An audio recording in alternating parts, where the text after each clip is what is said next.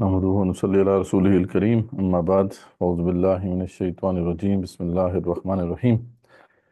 आज 20वां हमारा दिन है। तफसीर कुरान कोर्स सेशंस जो हैं हमारे तकरीबन हमने 22 पारे में ख्याल में कर लिए हैं तकरीबन। अल्लाह ताला के फजल करम से इंशाल्लाह आज जो है बहुत इम्पोर्टेंट टॉपिक्स हैं, उनको हम देखते हैं। सबसे पहले जो है इस क्लिफ हैंगर पे हमने कल बात छोड़ी थी कि सूरह अहज़ाब की जो आयत नंबर 21 से ऑनवर्ड्स जो आयत नाज़िल हुई, ये बहुत से एतबारात से मैंने बताया था कि अहम आयत हैं। इसमें एक तो ये बताया गया है कि रसूल अकरम सल्लल्लाहु अलैहि वसल्लम को उसवा हमें इख्तियार करना है। अब यहाँ बड़ी इंटरेस्टिंग बात है कि ये किस जगह पर हमें कहा जा रहा है कि आप उसवा इख्तियार करें। यानी आमतौर पर जब हम ये आयत पढ़ते थे या बचपन में हमें याद कराई गई थी कि लक़द कान लकुम फ़ी रसूलिल्लाहि उसवतुन हसना, तो हमें इसका एक वो जो है ना ब्रॉडर मीनिंग बताया जाता है कि आप वसल्लम को हमने फॉलो करना है, आप वसल्लम की सुन्नत को हमें फॉलो करना है। सुन्नत में बहुत सारी सुन्नतें ऐसी हैं जैसे खुशबू लगाना, मिसवाक करना, इस तरह की सुन्नतें हमें याद कराई जाती थी। लेकिन यहाँ जिस सुन्नत की बात की जा रही है उसका कभी जिक्र भी नहीं हुआ। यानी यहाँ पे बताया जा रहा है कि जब मार्का हक व बातिल में इस तरह की सिचुएशन हो, जब आंखें पथरा जाएं, जब कलेजे मुंह को आ जाएं, जब तुम्हें हिला दिया जाए, तो तुम्हारे लिए बेहतरीन नमूना रसूल अकरम सल्लल्लाहु अलैहि वसल्लम की शख्सियत में है कि किस तरीके से उन्होंने स्टैंड लिया और शाना बशाना खड़ा होकर यानी सहाबा कराम रिज़वानुल्लाहि ताला अलैहिम के साथ बिल्कुल खड़े रहे, चाहे वो खंदक खोदने का मामला हो या बाद के मामलात हों। तो इसमें बेहतरीन नमूना है, जिहाद में बेहतरीन नमूना है। लेकिन ये बात दरी बात है, हमें कभी नहीं सिखाएगी ना सिखाई जाएगी। बताइए आपको कि जिहाद फी सबिलिल्लाह तो एक ऐसा मामला है कि जिसे हम डिस्कस ही नहीं करते। लेकिन यहाँ पे अब आपको समझ आ गया होगा कि कहाँ पे ये आयत नाजिल हुई। और उसके बाद फिर मोमिनीन का वो जो तर्ज अमल बयान हुआ, सहाबा कराम की शान मैंने बताई थी कल कि उन्होंने जो है जब ये बात देखी कि हक व बातिल का इस मार्के में ये वक्त आ गया है कि हमें हिला दिया गया है, तो बहुत खुश हुए। और इस पे अल्हम्दुलिल्लाह कहा कि अल्लाह ताला ने हमें आजमाया, अल्लाह ने वादा किया था, अल्लाह का वादा बिल्कुल सच्चा है। तो इस पे फिर अल्लाह ताला जो खुश हुए हैं, और मैंने कल वो जो है मोहम्मद लोहेदन की तिलावत भी आपसे शेयर की थी। उम्मीद है आपने उसे एंजॉय किया होगा कि अल्लाह ताला इतने खुश हुए इनसे कि मिनल मुमिनीन रिजालुन सदक़ू मा अहदुल्लाह अलैह, कि इनमें से तो वो लोग हैं जिन्होंने अपना अहद पूरा कर दिखाया। यानी मतलब जो है जंग में उतरे, पीछे नहीं हटे। और उनमें से ऐसे भी हैं जो कि अपना वादा पूरा कर चुके, वमिनहुम मन क़दा नहबा वमिनहुम मन यंतज़िर। और कुछ ऐसे हैं जो भी इंतज़ार कर रहे हैं जब मौका मिले और जाम शहादत नोश करें। और ये अल्लाह फरमाते हैं इसलिए हुआ ताकि सच्चों को उनकी सच्चाई का बदला दिया जाए। ये वही बात जो पहले अहद का जो जिक्र था, एक कि अहद लिया गया था तमाम अम्बिया और रसूल अलैहिस्सलाम से जो बड़े अजीम रसूल हैं, उलुल अज़्म मिनर रसूल जो कहा जाता है उनको, उलुल अज़्म रसूल वो 5 हैं। इनमें जो है नूह अलैहिस्सलाम हैं, इब्राहीम हैं, मूसा हैं, ईसा हैं और रसूल अकरम सल्लल्लाहु अलैहि वसल्लम हैं। तो इनसे ये अहद ख़ास तौर पर लिया गया था कि दीन को कायम करना है, दीन को इस्टेब्लिश करना है। और हम सब से ये जो अल्लाह ताला का मुतालबा है कि हम इस काम में अपने रसूलों का साथ देंगे। और इसी पे हमारे ईमान की परख होनी है कि अगर हम साथ देते हैं तो फिर हम मुसलमान हैं, मोमिन हैं, नहीं तो फिर हम मोमिन नहीं हैं। तो अल्लाह फरमाते हैं ये इसलिए हुआ, ये हम यही चाहते हैं कि मार के हक व बातिल में इस तरीके से जो है छांटी होती रहे, जो सच्चे हैं उनको सच्चाई का बदला मिले और मुनाफिकों को सजा दें या फिर उनको तौबा की तौफीक मिले, ये अल्लाह अल्लाह ही बेहतर जानता है। और असल बात ये थी कि परख कर जो है अहले ईमान को अल्लाह ताला ने चुन लिया और उनको वो मुकाम मिला, दुनिया के अंदर भी इज़्ज़त मिली और आखिरत में तो उनके लिए जो है जन्नत है ही। तो इसको समझना बहुत ज़रूरी है, ठीक है। तो ये होपफुली ये क्लियर है। इससे सहाबा कराम की शान भी क्लियर होती है। इससे ये जो हम कॉन्सेप्ट ऑफ दीन पेश कर रहे हैं, यानी शुरू से जो आपके सामने ये कॉन्सेप्ट ऑफ दीन आ रहा है, जिसको बार बार अल्लाह ताला दोहरा कर पेश कर रहे हैं, इसकी इंडोर्समेंट भी हो जाती है कि यही तसव्वुर दीन दुरुस्त है और यही अल्लाह ताला को मतलूब है। इसके अलावा कोई और वर्जन ऑफ दीन जो है वो अल्लाह ताला को काबिल कबूल नहीं है। इसी को अल्लाह ताला ने जो है शरफ़ कबूलियत बख्शा है।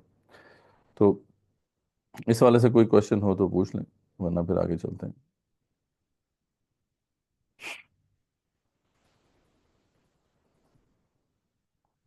इस मुकाम की अहमियत क्लियर हो गई? सर, जी जी। پھر کچھ لوگ ہوتے ہیں کہ مطلب وہ بہت زیادہ دین کی طرف ہوتے ہیں، مطلب بہت اللہ تعالیٰ کے نام لیوا ہوتے ہیں، لیکن ان کو دین کا یہ تصور نہیں پتا ہوتا کہ جہاد کا اور دین ایز اے سسٹم اور یہ ساری چیزیں. ہوں۔ تو سمجھ نہیں آتی ہوتی کہ مطلب انہیں کیسے سمجھائے کہ یہ والی چیز جو ہے یہ فرض میں آتی ہے. جی بالکل، آپ کو یہ بتانا پڑے گا، ہمارے ہاں اصل میں یہ تصور ایلین ہے ہی نہیں، ایگزسٹ نہیں کرتا. بس ایک بندہ جو ہے دین پہ آ گیا، اس نے نماز روزہ شروع کر دیا اور کچھ دعوت دین کی تبلیغ شروع کر دی، تو بس یہاں تک ہی ہے ہمارے ہاں سوچ، اس سے آگے تو سوچ ہی نہیں ہے. لیکن اب آپ کو کلیئر ہو گیا ہوگا، قرآن کے یہاں تقریباً 20 دن ہو گئے ہیں ہمیں، 22 پارے ہم نے کر لیے ہیں. تھوڑا سا قرآن رہ گیا، مطلب میجر پارٹ تو قرآن کا ہم نے کور کر لیا.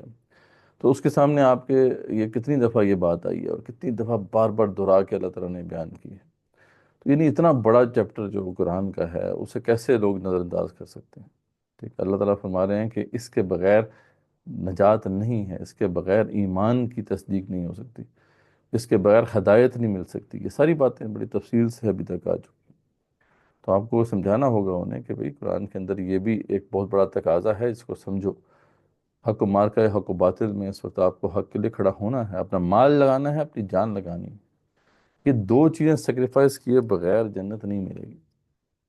لیکن اب بتایا نا، آج کا جو معاملہ ہے، آج تو یہ ہے کہ اس کا شعور ہی نہیں ہے کہ یہ بھی کوئی کام کرنے والا ہے. مال خرچ کرنے سے مراد یہاں لی جاتی ہے کہ غریبوں کو جو ہے کھانا کھلا دینا، جو ہے یہ جو رفع عامہ کے کام کر دینا، بس یہاں تک ہی مال خرچ کرنے کا کانسیپٹ ہے. جان کھپانا تو خیر سرے سے ہے ہی نہیں، وہ تو مطلب ہے ہی، مطلب چند لوگوں کا کام ہے کہ وہ ریاست کرے یا جو بھی کرے، مطلب اس طرح کا کانسیپٹ ہے کہ ہمارے اوپر تو یہ ذمہ داری نہیں ہے. جبکہ حق و باطل کا یہ جو مارکہ ہے، اس کے اندر ہماری یہ ذمہ داری ہے اور ہمیں اس کو ادا کرنا ہے. ٹھیک ہو سر گیا؟ ایک دفعہ پوچھا تھا، مطلب پوچھا تھا کہ ہم کہاں سے شروع کریں، مطلب دین کا کام کرنے کے لیے، کیونکہ کافی دیر سے مطلب یہ چیز سوچ رہے ہیں کہ دین کا کام شروع کرنا ہے، دین کو غالب کرنے کے لیے ہم نے اپنے کردار ادا کرنا ہے، لیکن شروع کہاں سے کریں؟ دیکھیں اس میں جو ڈسکشن اس پہ انشاءاللہ ہم کریں گے. اس کے حوالے سے اگر آپ نے میتھڈالوجی والے لیکچرز اگر آپ دیکھنے کا اتفاق ہوا ہے آپ کو، جو ہم نے کورس لانچ کیا تھا، رائٹ میتھڈالوجی فار اقامت دین.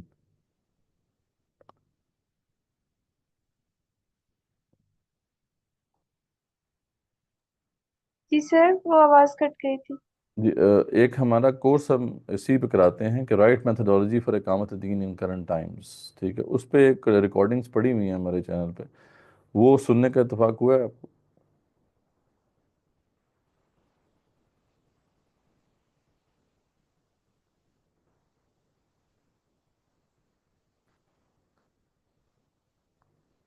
مطلب اگر وہ سننے کا اتفاق نہیں ہوا تو وہ ضرور ایک دفعہ سنیں یا ان کو اٹینڈ کریں، پھر ہم ڈسکس بھی کریں گے انشاءاللہ. دیکھیں ہمیں فگر آؤٹ کرنا ہے کہ آپ کا اسکل سیٹ کیا ہے، آپ کا انٹرسٹ سیٹ کیا ہے، اور اس پورے جو فریم ورک میں آپ کہاں پہ جو ہے نا کنٹریبیوٹ کر سکتی ہیں. تو یہ انشاءاللہ فگر آؤٹ جب ہم کر لیں گے تو اس کے بعد پھر آپ کے پاس کلیئر پاتھ ہوگا کہ ٹھیک ہے اس طرف ہم نے آگے بڑھنا ہے. تو یہ کرنا بہت ضروری ہے، کیونکہ یہ اس کی بڑی ڈائمینشنز ہیں اس کام کی. بہت بڑا کام ہے نا، کیونکہ یہ تو اتنا بڑا کام ہے کہ اس کے اندر بہت سارے کام آ جاتے ہیں. تو اس کے لیے جو روڈ میپ ہے وہ تو ہم نے ڈیفائن کیا ہے، لیکن یہ ہے کہ اس میں آپ کی پلیس کیا ہے، آپ کس طرح کنٹریبیوٹ کر سکتی ہیں، یہ اس کو فگر آؤٹ کرنا بہت ضروری ہے. انشاءاللہ جب یہ فگر آؤٹ ہو جائے گا تو پھر آپ کے لیے بڑے کلیئرٹی کے ساتھ آپ کو نظر آئے گا کہ یہ چیز کرنی ہے.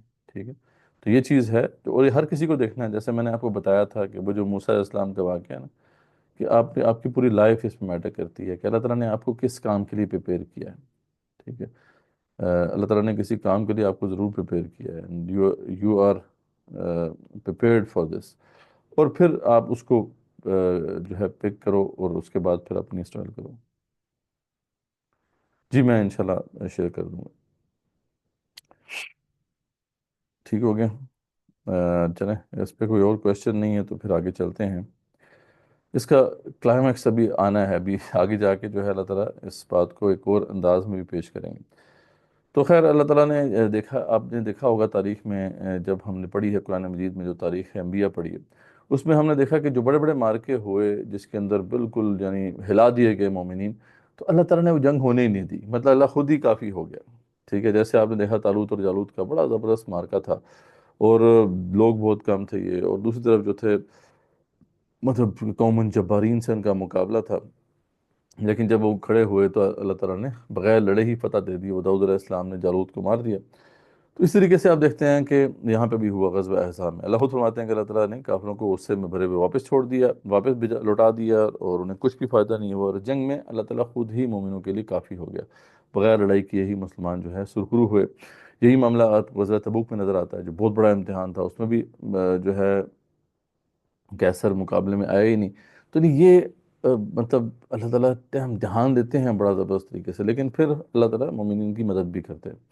تو اور جو اللہ کے ساتھ کھڑا ہوگا، بائی دا وے، جو اللہ کے ساتھ کھڑا نہیں ہوگا تو پھر اس کو خوب مار پڑے گی یہاں پہ۔ تو یہ ہم نے دیکھا کہ یہاں پہ بھی ہوا، اور اللہ تعالیٰ نے اس کا ذکر بھی فرمایا۔ پھر اللہ فرماتے ہیں کہ جن اہل کتاب نے ان سے ساز باز کی تھی ان کے ساتھ بھی ہم نے جو ہے معاملہ چکا دیا۔ تو اللہ تعالیٰ جو ہے فرماتے ہیں کہ اللہ تعالیٰ نے ان کے قلعوں سے نکال دیا ان کو، ان کے دلوں میں بھی روب ڈال دیا، تاکہ ان کے ایک گروہ کو تو تم قتل کر رہے ہو اور ایک گروہ کو قیدی بنا رہے ہو، ٹھیک ہے؟ اور یہ بنو قریظہ کے ساتھ جو جنگ ہے، اسی اگلے دن جس دن جو ہے مسلمانوں کو پتہ چلا کہ لشکر واپس چلے گئے ہیں، آپ ابھی زرہ رکھنے کے لیے وہ گھر واپس آئے، تو جبرائیل علیہ السلام آئے اور انہوں نے کہا کہ آپ نے زرہ اتاری ہے، ہم نے نہیں اتاری، اللہ کا حکم ہے، چلیے آگے، ابھی ان کو جو ہے نا ان کا کام تمام کرنا ہے۔ تو بنو قریظہ کی طرف آپ صلی اللہ علیہ وسلم نے پہلے ایک لشکر بھیجا جس میں حضرت علی جو ہے اس کو لیڈ کر رہے تھے، لیکن وہ الٹیمیٹم جو انہوں نے دیا بنو قریظہ کو، انہوں نے نہیں مانا، اور ان کو گالیاں بھی دیں اور پتھراؤ بھی کیا ان کے اوپر۔ پھر جب پورا لشکر وہاں پہ پہنچ گیا رسول اکرم صلی اللہ علیہ وسلم کا، تو چند دن کے بعد ان کو ہتھیار ڈالنے پڑے، اور اس شرط پہ انہوں نے جو ہے ہار مان لی کہ سعد بن معاذ ان کا جو فیصلہ کریں گے انہیں قبول ہوگا، کیونکہ سعد بن معاذ سے ان کے اچھے تعلقات تھے سابقہ ادوار میں۔ تو سعد بن معاذ نے لیکن ایسا فیصلہ دیا کہ وہ ان کے وہم و گمان میں بھی نہیں تھا۔ سعد بن معاذ نے کہا کہ جتنے بھی ان کے لڑنے والے مرد ہیں سب کو قتل کر دو، اور باقی بیوی بچے جو ہیں ان کو جو ہے اپنے پاس رکھو۔ تو اس طریقے سے یعنی عورتیں اور بچے جو ہیں ان کے وہ اور بوڑھے جو ہیں ان کو چھوڑ دو، باقی سب کو جو ہے قتل کر دو۔ تو یہ جو فیصلہ جب انہوں نے کیا تو رسول اکرم صلی اللہ علیہ وسلم نے پھر اس کی تحسین فرمائی کہ اللہ کا بھی یہی فیصلہ تھا۔ تو اس طریقے سے ان کا معاملہ ختم ہوا، اور اللہ فرماتے ہیں اس نے تمہیں ان کی زمینوں کا، ان کے گھر بار کا، ان کے مال کا وارث کر دیا، اور زمین کا بھی جس کو تمہارے قدموں نے نہیں روندا، اللہ تعالیٰ ہر چیز پر قادر ہے۔ تو اس طریقے سے اللہ تعالیٰ نے یہ جو ہے یہ قریب کی فتح بھی عطا کر دی۔ یہ چیپٹر یہاں پہ کلوز ہوتا ہے، اس کا ایک پارٹ رہتا ہے وہ اینڈ میں آئے گا سورہ احزاب میں۔ اس کے بعد پھر کچھ انسٹرکشن جو تھیں رسول اللہ علیہ وسلم کی گھریلو زندگی سے متعلق تھیں، جس میں خاص طور پہ امہات نے غزوہ احزاب کے بعد جب کچھ مال غنیمت آیا تو اس پہ نان نفقہ بڑھانے کی فرمائش کی، ٹھیک ہے؟ اس وقت آپ کی جو آپ کے نکاح کے اندر چار زوجات تھیں، امہات المومنین میں سے جو حضرت عائشہ تھیں، حضرت حفصہ تھیں، ام سلمہ تھیں، اور سودا تھیں۔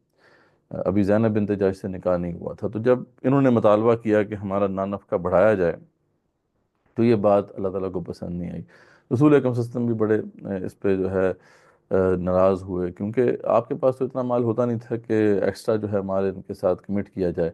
تو اس پہ جو اللہ تعالیٰ نے پھر سختی سے جو ہے گرفت فرمائی امہات کی کہ اگر تم دنیاوی معلومات چاہتی ہو تو ٹھیک ہے، پھر رسول پاک صلی اللہ علیہ وسلم کے ساتھ نہیں رہ سکتی، تمہیں علیحدہ ہونا ہوگا۔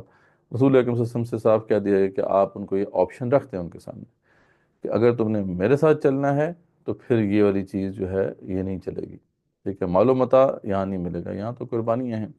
تو ہاں، جو یہاں پر چاہتی ہے کہ وہ معلومات چاہیے جس کو، تو ٹھیک ہے، وہ پھر رسول اللہ صلی اللہ علیہ وسلم ان کو جو ہے اختیار دیتے ہیں کہ وہ چاہیں تو خود ہی علیحدہ ہو جائیں۔ اسے تخییر کہتے ہیں، یہ امت مسلمہ میں بھی رائج ہے۔ مطلب آپ بیوی سے کہہ دو کہ بھئی تمہاری مرضی ہے کہ چاہو تو نکاح میں رہو، چاہو نہ رہو، تو یہ آپ نے اختیار دے دیا بیوی کو ایک طرح سے کہ وہ اب علیحدہ ہو سکتی ہے۔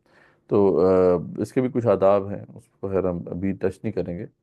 تو اس کا یہ آپشن دے دیا گیا تھا، لیکن تمام جو امہات تھیں ان سب نے جو ہے فیصلہ کیا کہ ہم رسول اللہ صلی اللہ علیہ وسلم کے ساتھ ہی رہیں گی۔ جب انہوں نے فیصلہ کر لیا اس قربانی کے لیے وہ تیار ہیں، تو پھر اللہ نے ان کو ان کا مقام یاد کرایا کہ تم تو اسپیشل عورتیں ہو جو مقام رسول اکرم صلی اللہ علیہ وسلم کا ہے مردوں کے لیے، تمہارا عورتوں کے لیے ہے، اس لیے تمہارا بھی معاملہ یہ ہے کہ اب تم نے اگر جرم کیا تو دگنی سزا ملے گی، اور اگر تم نے اچھے کام کیا تو دگنا اجر ملے گا۔ تو اس لحاظ سے اپنے مقام کو پہچانو، تم عام عورتوں کی طرح نہیں۔ ٹھیک ہے، تو یہ واقعہ ہے جس کا ذکر یہاں پہ ہو گیا ہے۔ اس کے بعد پھر کچھ ان کو انسٹرکشن دی جا رہی ہیں کہ بات کرو تو ذرا نرم لہجے میں بات نہ کرو، کسی نامحرم مرد سے سختی سے بات کرو، ہاں اچھے طریقے سے بات کرو، لیکن تمہاری لہجے میں تھوڑی سختی رہنی چاہیے، اور گھروں میں پکار پکار پکڑو، اور باہر جو ہے جاہلیت کی عورتوں کی طرح بناؤ سے گار کر کے نہ جاؤ۔ یہ انسٹرکشنز پھر امہات کے حوالے سے پوری امت مسلمہ کی عورتوں کے لیے بھی ہیں۔ اور اللہ تعالیٰ نے یہاں پہ ان کو اہل البیت کہا ہے کہ اے نبی کی گھر والی، اہل بیت میں سے جو تم ہو، اللہ تعالیٰ تم سے گندگی کو دور کرنا چاہتا ہے اور تمہیں خوب پاک کرنا چاہتا ہے۔ تو اہل بیت میں امہات بھی شامل ہیں۔ آپ کو پتہ ہے کہ ہمارے ہاں ایک گروہ جو ہے وہ اس والے سے پروپیگنڈا کرتا نظر آتا ہے کہ جی امہات جو ہیں وہ اب اہل بیت میں نہیں ہیں۔ وہ ایک روایت ہے حضرت عائشہ صدیقہ کی، وہ کوٹ کرتے ہیں۔ عائشہ صدیقہ نے بتایا تھا حضرت عنہا کہ ایک دفعہ رسول اکرم صلی اللہ علیہ وسلم نے اپنی چادر لے کر جو ہے اس میں حضرت علی کو اور حضرت فاطمہ اور حسن اور حسین رضی اللہ عنہم کو اکٹھا کر لیا اور کہا کہ یہ میرے اہل بیت ہیں، ان کے لیے دعا بھی کی۔ تو اس پہ اب یہاں تک تو یہ واقعہ پیش کرتے ہیں یہ گروہ جو ہے، یہ والے حدیث یہاں تک تو پیش کرتے ہیں، لیکن اگلا والا پارٹ نہیں پیش کرتے جس میں حضرت عائشہ نے فرمایا تھا کہ رسول اللہ میں بھی تو ہوں۔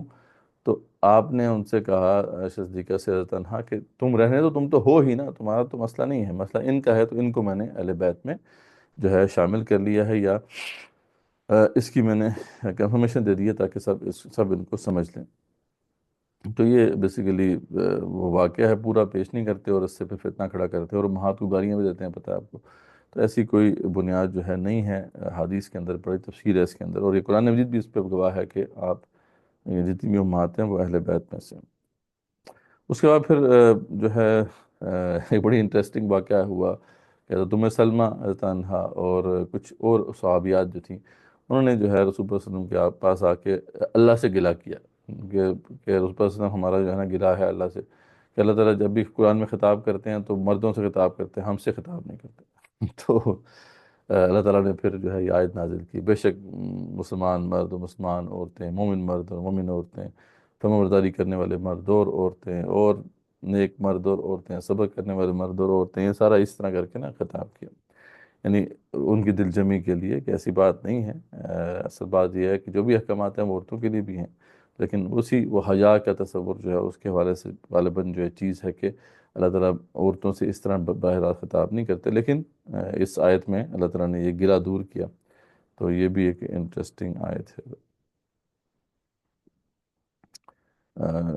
گھر میں قرار پکڑنے والی جو انسٹرکشنز ہیں اس میں ابو بکر البزار جو ہیں ان کی ایک روایت ہے، وہ پیش کرتے ہیں، وہ کہتے ہیں کہ اس پرسن سے عورتوں نے پوچھا کہ مرد تو جہاد کرتے ہیں اور بڑے کام کرتے ہیں، ان کو تو بڑا اجر ملے گا، تو ہمیں کیا ملے گا؟ تو اس پہ آپ سے فرمایا کہ تم میں جو گھر میں قرار پکڑے گی وہ اس اجر کو پا لے گی۔ تو عورت کا زیادہ بہتر یہ ہے گھر میں رہے، بالضرورت اگر جانا پڑے تو وہ جا سکتی ہے، جیسے آج کل بہت سی ضرورت پڑ سکتی ہیں عورتوں کو، حرام نہیں ہے، لیکن اس کے لیے بہتر کیا ہے اگر پوچھا جائے گا تو بہتر اس کا گھر ہی ہے۔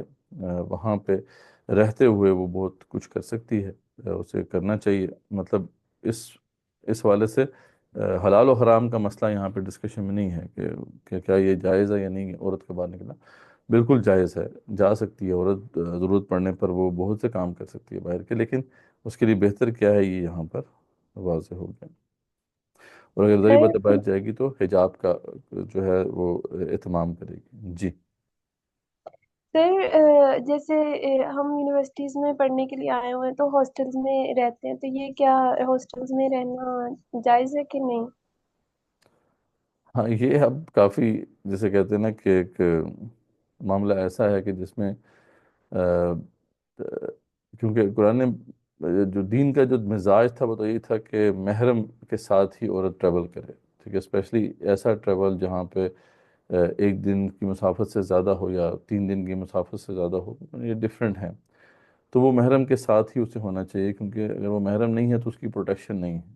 ٹھیک، رہی بات آج کی جو خواتین ہیں جیسے باہر بھی پڑھنے جاتی ہیں، اب اس کے لیے جو ہے کچھ اسکالرس نے کوئی گنجائش دی ہے کہ ٹھیک ہے ابھی وہ حالات اگر کسی ایسی جگہ پہ پرامن ماحول ہے اور وہاں پہ وہ رہ سکتی ہیں ان کی عزت کو کوئی خطرہ نہیں ہے تو ٹھیک ہے، لیکن یہ ہے کہ مزاج برا جو دین کا وہ یہی رہا ہے کہ اکیلے اس کو سفر نہیں کرنا چاہیے، اکیلے رہنا نہیں چاہیے، تو یہ اصول تو یہی رہے گا۔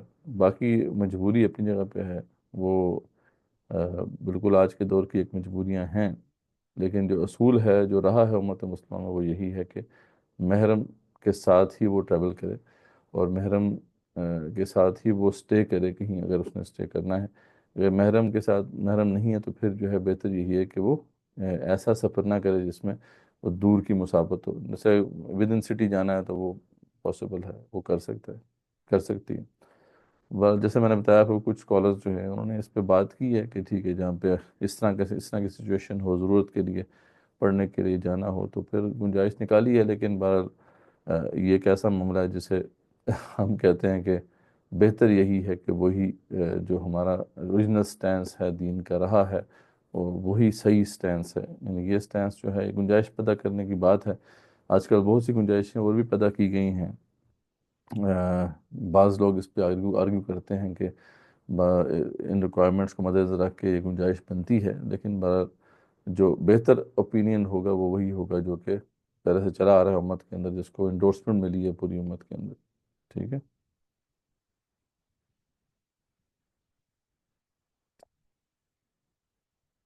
اچھا، یہ تو ہو گیا۔ اس کے بعد پھر وہ واقعہ ہے جو تبنیت کی رسم کو ختم کرنے والا واقعہ ہے، اس میں آپ صلی اللہ علیہ وسلم نے خود ہی زید بن حارثہ سے زینب بنت جہش کا نکاح کروایا تھا، لیکن وہ نہیں بن سکی آپس میں ان کی۔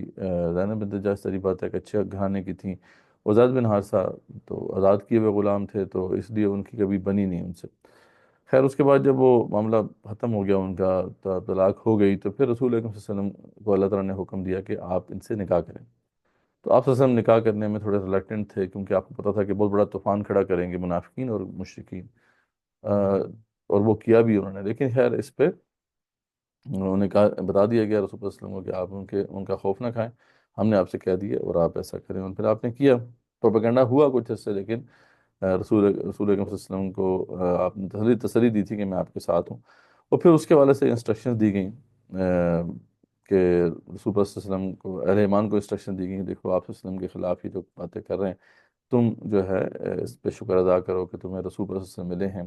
ان کے بارے میں بتا دیا گیا کہ ان کا کوئی بیٹا نہیں ہوگا، منہ بولا بیٹا جو ہے ان کا جو تھا زید بن حارثہ، وہ منہ بولا تھا ان کے اب کوئی جو ہے اولاد اور نہیں ہوگی، کیونکہ آپ آخری نبی ہیں، یہ ریشنل بھی دے دیا گیا۔ اور مسلمانوں سے کہا گیا کہ تم اللہ کا شکر بھی ادا کرو اس پہ کہ تمہیں رسول پاک صلی اللہ علیہ وسلم جیسی نعمت ملی ہے، اور ان کے لیے درود و سلام بھیجا کرو ان کو، ٹھیک ہے، تاکہ وہ جو منافقین کا جو پروپیگنڈا ہے وہ زائل ہو سکے۔ اور آپ کو بھی انسٹرکشن ہوئی کہ آپ اپنا جو مشن ہے وہ سب لے کے چلیں، اپنے اللہ کے احکامات کو پوری طریقے سے بجا لائیں۔ پھر اللہ تعالیٰ نے جو آپ صلی اللہ علیہ وسلم کو کچھ ایکسیپشنز دی تھیں، کچھ پریولیجز دی تھیں احکامات کے حوالے سے، اس کا ذکر ہو رہا ہے۔ جیسے ہمارے ہاں تو مردوں کے لیے 4 شادیاں کرنے کی اجازت ہے، لیکن آپ صلی اللہ علیہ وسلم کو اجازت تھی کہ آپ 4 سے زیادہ بھی کر سکتے تھے، جو کہ آپ نے کی بھی۔ بس کوئی بھی آپ عورت کے ساتھ نکاح کرنا چاہتے ہیں آپ مہر دیں اور آپ نکاح کر سکتے ہیں، ایون کہ عورت جو ہے اس کا مہر ہبہ بھی وہ کر سکتی ہے، یہ بھی آپشن تھا آپ کے لیے۔ پھر یہ بھی تھا کہ آپ کے لیے برابری کرنا بھی لازم نہیں تھا، مطلب اگر باقی مسلمان مرد جو ہیں وہ ایک سے زیادہ شادیاں کرتے ہیں تو ان کے لیے تو پھر عدل کرنا جو ہے لازمی ہے، لیکن رسول اکرم صلی اللہ علیہ وسلم کو بتا دیا گیا کہ آپ کے لیے عدل کرنا جو ہے ضروری نہیں ہے، لیکن اس کے باوجود آپ صلی اللہ علیہ وسلم نے عدل ہی کیا۔ بہتر آپ نے اللہ تعالیٰ نے بتا دیا تھا کہ بہتر یہ ہے کہ آپ عدل کریں، لیکن اگر نہیں بھی کرتے تو آپ کے اوپر اس کی کوئی پکڑ نہیں ہوگی۔ تو یہ بھی ایک پریولیج تھی آپ کے لیے۔ آ، اس کے بعد جو ہے، ہاں بس یہ کچھ ایکسیپشنس تھیں، بعد میں پھر اللہ تعالیٰ نے منع کر دیا کہ بس جتنی اب ہوگی امہات، جتنی اب شادیاں ہوگی آپ کی، اب آگے مزید آپ نہیں کر سکتے۔ یہ بھی یہاں پہ انسٹرکشنز آ گئی۔ اس کے بعد پھر باقی سب اہل ایمان کو بتا دیا کہ تمہاری ماؤں کی طرح ہیں، ان کے گھر پہ جب تم جاؤ تو اجازت لے کے جاؤ، اور کوئی بھی ان کو بعد میں نکاح میں نہیں لے سکتا، اس طرح کی کوئی بھی سوچ ذہن میں نہیں آنی چاہیے۔ بتا دیا گیا کہ یہ جو ہیں امہات کا جو سٹیٹس ہے وہ کیا ہے۔ تو یہ ساری جو ہے تفصیل یہاں پہ آ گئی، اور پھر جو ہے آیت حجاب آتی ہے جی۔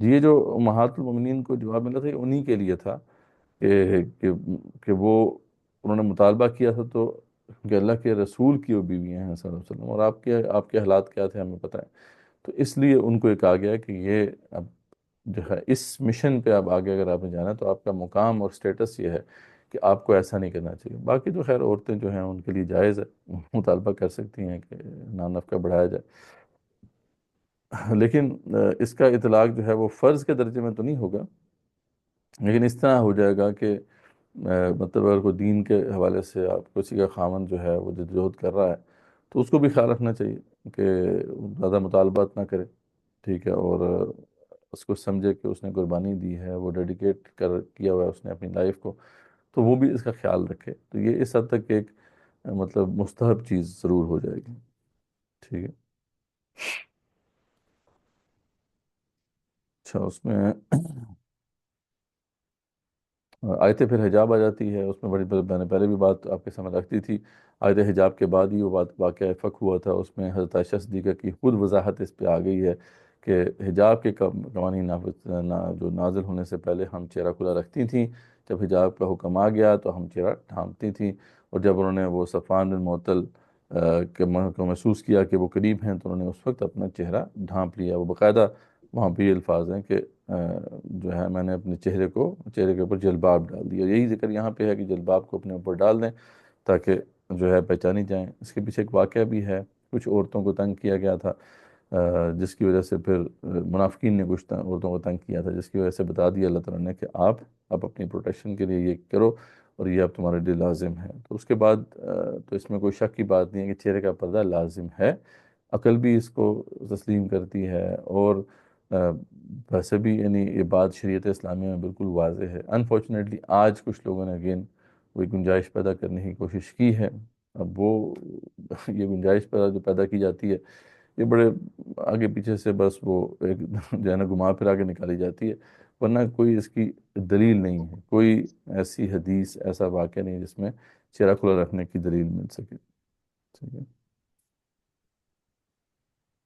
سر آنکھیں مطلب کچھ لوگ کہتے ہیں کہ مطلب آنکھیں بھی نہیں نظر آنی چاہیے، آنکھیں بھی تقریباً ڈھکی ہونی چاہیے، تو مطلب نہیں آنکھوں وہ کا اتنا مسئلہ نہیں ہے، اصل میں رسول اکرم صلی اللہ علیہ وسلم کے زمانے میں جو صحابہ جس طریقے سے اس کو کیا کرتے تھے، یعنی اس کی ایک ایگزامپل جو ہے صحیح روایت میں موجود ہے، یہ جو ہے میں بتا دیتا ہوں آپ کو اس کا حوالہ،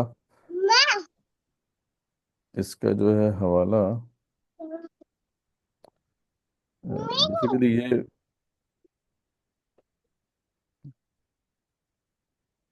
ایک تابعی ہیں، ہاں، ابن جریر اور ابن منظر نے یہ روایت نقل کی ہے کہ محمد بن سیرین رحمۃ اللہ علیہ بہت بڑے تابعی ہیں، وہ ایک صحابی کو جانتے تھے حضرت عبیدہ السلمانی، تو جب انہوں نے پوچھا ان سے کہ اس کا مطلب کیا ہے، تو انہوں نے کہا مجھے میرے لیے چادر لے کر آؤ، تو میں بتاتا ہوں کیسے کرتی تھیں بولتے ہیں اس وقت انہوں نے باقاعدہ اپنا پورا جو ہے جسم ڈھانپا اور اپنے چہرہ بھی ڈھانپا اور ایک آنکھ کھلی رکھی، مطلب دیکھنے کے لیے نا، اس کا مطلب ہے آنکھ کھلی رکھنے کا جواز تو ہے، تو اچھا اس طرح کی وہ کسی نے بتایا تھا کہ ایران میں کسی گاؤں میں جو ہے اس طرح عورتیں نقاب کرتی ہیں کہ وہ ایک آنکھ کھلی رہتی ہے، تو وہی جیسے آپ ایک آنکھ کھلی رکھنے کا جواز ہے تو دو بھی آنکھیں کھلی رکھی جا سکتی ہیں، آنکھوں کو کھلا رکھنا تو خیر مطلب جائز ہے، اس میں مسئلہ نہیں، لیکن باقی پورا انہوں نے جو ہے پورے جسم کو ڈھانپ کے بتایا کہ یہ اس طریقے سے جو ہے صحابیات جو ہے پردہ کیا کرتے، ٹھیک ہے۔ اس کے بعد پھر اللہ تعالیٰ نے بتایا کہ دیکھو موسیٰ علیہ السلام کی قوم بھی ان کو جو ہے تنگ کیا کرتی تھی، ایذا پہنچاتی تھی، تم نہ ایسا کیا کرو، ٹھیک ہے، اور موسیٰ علیہ السلام کا بڑا انٹرسٹنگ واقعہ بھی ہے کہ وہ ان کے بارے میں جو ہے نا انہوں نے مشہور کر دیا ان کے لوگوں نے کہ ان کے جسم پر نا برس کے داغ ہیں، ان کے جسم جو ہے اس کے اوپر کوئی خرابی ہے، اس وجہ سے دکھاتے نہیں ہیں۔ موسیٰ علیہ السلام بڑے باحیا تھے، وہ اپنے یعنی اوپر گارمنٹ بھی وہ کبھی نہیں اتارتے تھے، نہانے کے لیے بھی کبھی آپ جو ہے وہ کپڑے پہن کے ہی رکھتے تھے، یا اگر نہاتے بھی تھے تو آپ یعنی پرائیویٹلی ایسا مطلب نہایا کرتے تھے. تو ایک دفعہ اب ان کے اتنا زیادہ پروپیگنڈا انہوں نے کیا کہ آپ موسیٰ علیہ السلام کو بہت زیادہ تکلیف ہونے لگی کہ یہ بار بار جو ہے میرے بارے میں اس طرح کی باتیں کر رہے ہیں. تو اللہ تعالیٰ نے پلان اس طرح اللہ تعالیٰ نے جو ہے وہ اس کو پلان کیا کہ موسیٰ علیہ السلام ایک دفعہ نہا رہے تھے کہ جس پتھر پہ انہوں نے کپڑے رکھے ہوئے تھے اپنے آؤٹر گارمنٹ یا اپر گارمنٹ جو تھے، تو وہ پتھر لے کے بھاگ گیا وہ کپڑے. تو پیچھے بھاگے موسیٰ علیہ السلام. تو راستے میں پھر ایک جگہ پہ ان کے کچھ لوگ تھے جن کے پاس سے گزر ہو گیا ان کا. تو ادھر بالکل سب نے دیکھ لیا کہ آپ کا جو جسم بالکل صاف ہے، کوئی ایسا مسئلہ نہیں. تو اللہ نے فرمایا کہ تم ایسا نہ کیا کرو جو یہ کرتے ہیں. اس کے بعد پھر وہ جو کلائمیکس ہے جس کا میں ذکر کر رہا تھا اس کا ذکر آ گیا. یہ شاید تاریخ انسانی جو ہے اس کا پہلا واقعہ یا سب سے پرانا واقعہ ہے جو قرآن میں آیا ہے. یہ اس سے بھی پہلے ہے، یعنی کسی آدم اور ابلیس سے بھی پہلے کا واقعہ ہے کہ جب امانت کو اللہ نے پیش کیا، انا عرضنا الامانۃ علی السماوات والارض والجبال فابین ان یحملنها واشفقن منها وحملها الانسان انه كان ظلوما جہولا. اللہ تعالیٰ نے یہ امانت پیش کی تھی 4 مخلوقات کے سامنے، انسان، پہاڑ، زمین اور آسمان. باقی جو 3 مخلوقات تھیں انہوں نے اٹھانے سے انکار کر دیا اس امانت کو، اور انسان نے اس کو اٹھا لیا. اللہ فرماتے ہیں او ظالم اور جاہل، تو نے کیوں اٹھا لیا؟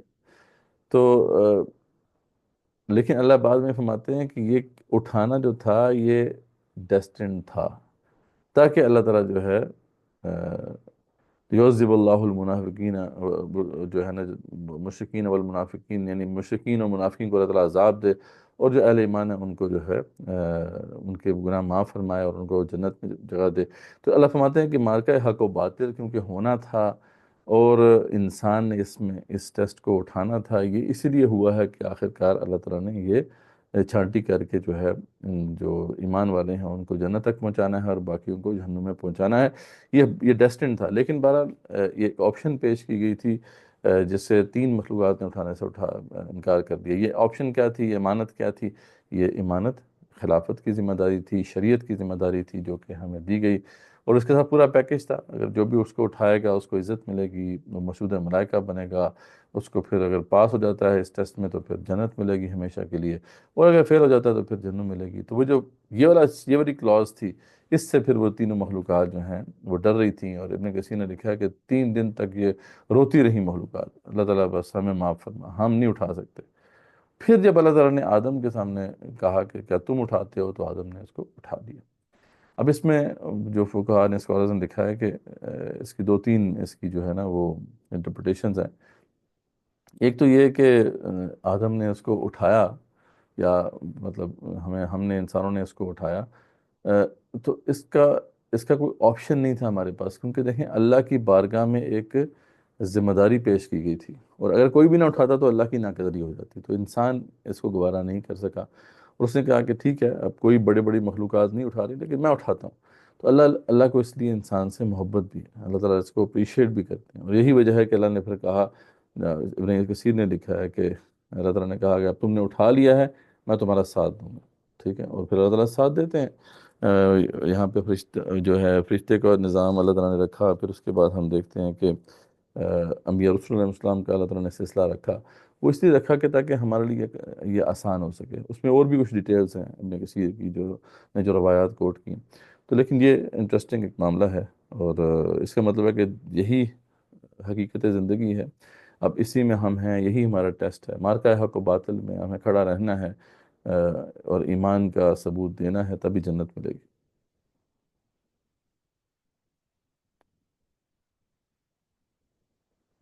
جی، صحابی یہ آپ صلی اللہ علیہ وسلم نے اس وقت ہی کہہ دیا تھا کہ جنگ میں دھوکہ جائز ہے. ٹھیک ہے، تو جنگ کے اندر اس طرح کی جو چال ہے وہ چلی جا سکتی ہے. آپ صلی اللہ علیہ وسلم نے بالکل واضح کر دیا تھا، کیونکہ نعیم بن مسعود کے ساتھ جو نعیم بن مسعود نے جس طریقے سے وہ مینوپلیٹ کیا، تو جائز ہے بالکل. ٹھیک ہے جی.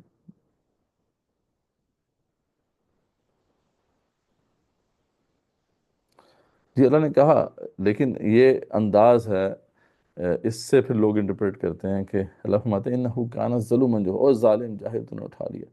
لیکن یہ ہے کہ یعنی اس بات کا تو ہمیں پتہ ہے نا کہ انسان اس کا کیپبل نہیں تھا، اس میں کمزوریاں تھیں، اور وہ بعد میں واضح بھی ہو گیا کہ انسانوں کی جو اکثریت ہے بہرحال وہ ناکام ہوگی اس امتحان میں. وہ تو اللہ تعالیٰ ہمیں واضح کرتے ہیں، وَلَقَدْ کیا ہے، أَضَلَّ مِنْكُمْ جِبِلًّا كَثِيرًا، اس نے تم میں سے اکثریت کو گمراہ کر کے چھوڑا. ٹھیک ہے، تو یہ تو ایک ٹریجڈی ہے، ہیومن ٹریجڈی، جس کو ہم اچھی طرح سے جانتے بھی ہیں. لیکن بہرحال اٹھانا بہرحال ضروری تھا. مطلب وہ کہا، یہ کہتے ہیں کہ اگر کوئی بھی نہ اٹھاتا تو یہ ناقدری ہو جاتی، اور انسان اس بات کا ادراک کرتا تھا، اس لیے اس نے اٹھا لیا، اور اس لیے پھر اللہ تعالیٰ نے اس کو سپورٹ بھی کیا. امانت جو ہے خلافت عرضی ہے، شریعت ہے. یہی وہ امانت تھی جو کہ دی گئی تھی، کہ اللہ کے احکامات کو جو ہے یہاں پہ نافذ کرنا. ٹھیک ہو گیا جی.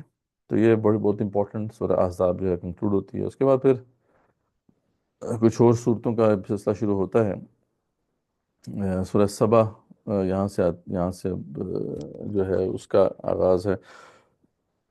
سورہ سبا جو ہے یہ بھی تیسرے زمانے میں نازل ہوئی، اور شاید جو ہے اس سے بھی پہلے، یعنی 4 سے 6 نبی کے درمیان جو ہے یہ زمانہ ہے جس میں یہ صورت نازل ہوئی ہے. توحید، آخرت اور آپ صلی اللہ علیہ وسلم پر جو اعتراضات ہیں ان کے جواب دیے گئے ہیں، اور سمجھانے کا عنصر غالب ہے. اور مشرکین کو 2 مثالیں دی گئی ہیں. ایک تو داؤد اور سلیمان علیہ السلام جیسے نیک سرداروں کی، بادشاہوں کی، جو اللہ تعالیٰ کو جو ہے اللہ تعالیٰ کی عبادت کرتے تھے، اللہ کا شکر ادا کرتے تھے. اور دوسرا جو مثال دی گئی ہے وہ قوم سبا کے سرداروں کی، جو پہلے تو ٹھیک تھے لیکن بعد میں سرکش ہوئے اور پھر اللہ کے عذاب کے مستحق ٹھہرے. تو شروع میں تو وہی اللہ تعالیٰ کی قدرتوں کا بیان ہے. اللہ سے بتایا گیا کہ اللہ عالم الغیب ہے. منکرین کو جو ہے وعیدیں سنائی گئی ہیں. تو یہاں سے اس کا جو ہے وہ آغاز ہوتا ہے. اس کے بعد پھر داؤد اور سلیمان علیہ السلام کا ذکر ہے، جس میں جو ہے داؤد اور سلیمان علیہ السلام کی جو مختلف کرامات تھی، جو اللہ تعالیٰ نے ان کو معجزات عطا کیے تھے، اس کا ذکر ہے. کہ داؤد علیہ السلام جب تسبیح کرتے تھے تو پہاڑ بھی ساتھ ان کے تسبیح کرتے تھے، اور جو ہے پرندے بھی وہ ان کے ساتھ تسبیح کرتے تھے. اس کے بعد پھر ان کو اللہ تعالیٰ نے لوہا جو ہے ان کے کنٹرول میں کر دیا تھا، اور لوہے کی زریں بناتے تھے اور بڑی چیزیں بناتے تھے. تو یہ سارے اللہ نے فرمایا کہ ہمارا فضل تھا ان کے لیے. پھر سلیمان علیہ السلام کے ہاتھ میں پوری کی پوری ہوائیں تھیں، جس طرح ان کو حکم دیتے تھے وہ چلتی تھیں. اور اسی وجہ سے آپ کا جو بحری بیڑا ہے وہ بہت بڑی بڑی مسافت جو ہے وہ بڑے کم ٹائم میں کر لیا کرتا تھا. پھر اللہ تعالیٰ فرماتے ہیں کہ تانبے کا ایک چشمہ بھی اللہ تعالیٰ نے ان کے لیے بہا دیا تھا. تانبے سے بہت ساری چیزیں بناتے تھے. وہ جنات کو اللہ تعالیٰ نے ان کے تابع کر دیا تھا. تو بہت سے کام کرتے تھے جنات جو ہیں ان کے لیے. بڑی بڑی چیزیں بناتے تھے، بڑے بڑے قلعے بناتے تھے، مجسمے بناتے تھے، حوض بناتے تھے، اور دیگیں بناتے تھے. سب کا ذکر ہے. لگتا ہے وہ دیگیں جو پکتی ہوں گی، کھانا کھانا بنتا ہوگا، کوئی شاید ویلفیئر کا نظام ہو سلیمان علیہ السلام کے زمانے میں، کہ سب کو فری کھانا ملتا ہو، اللہ عالم.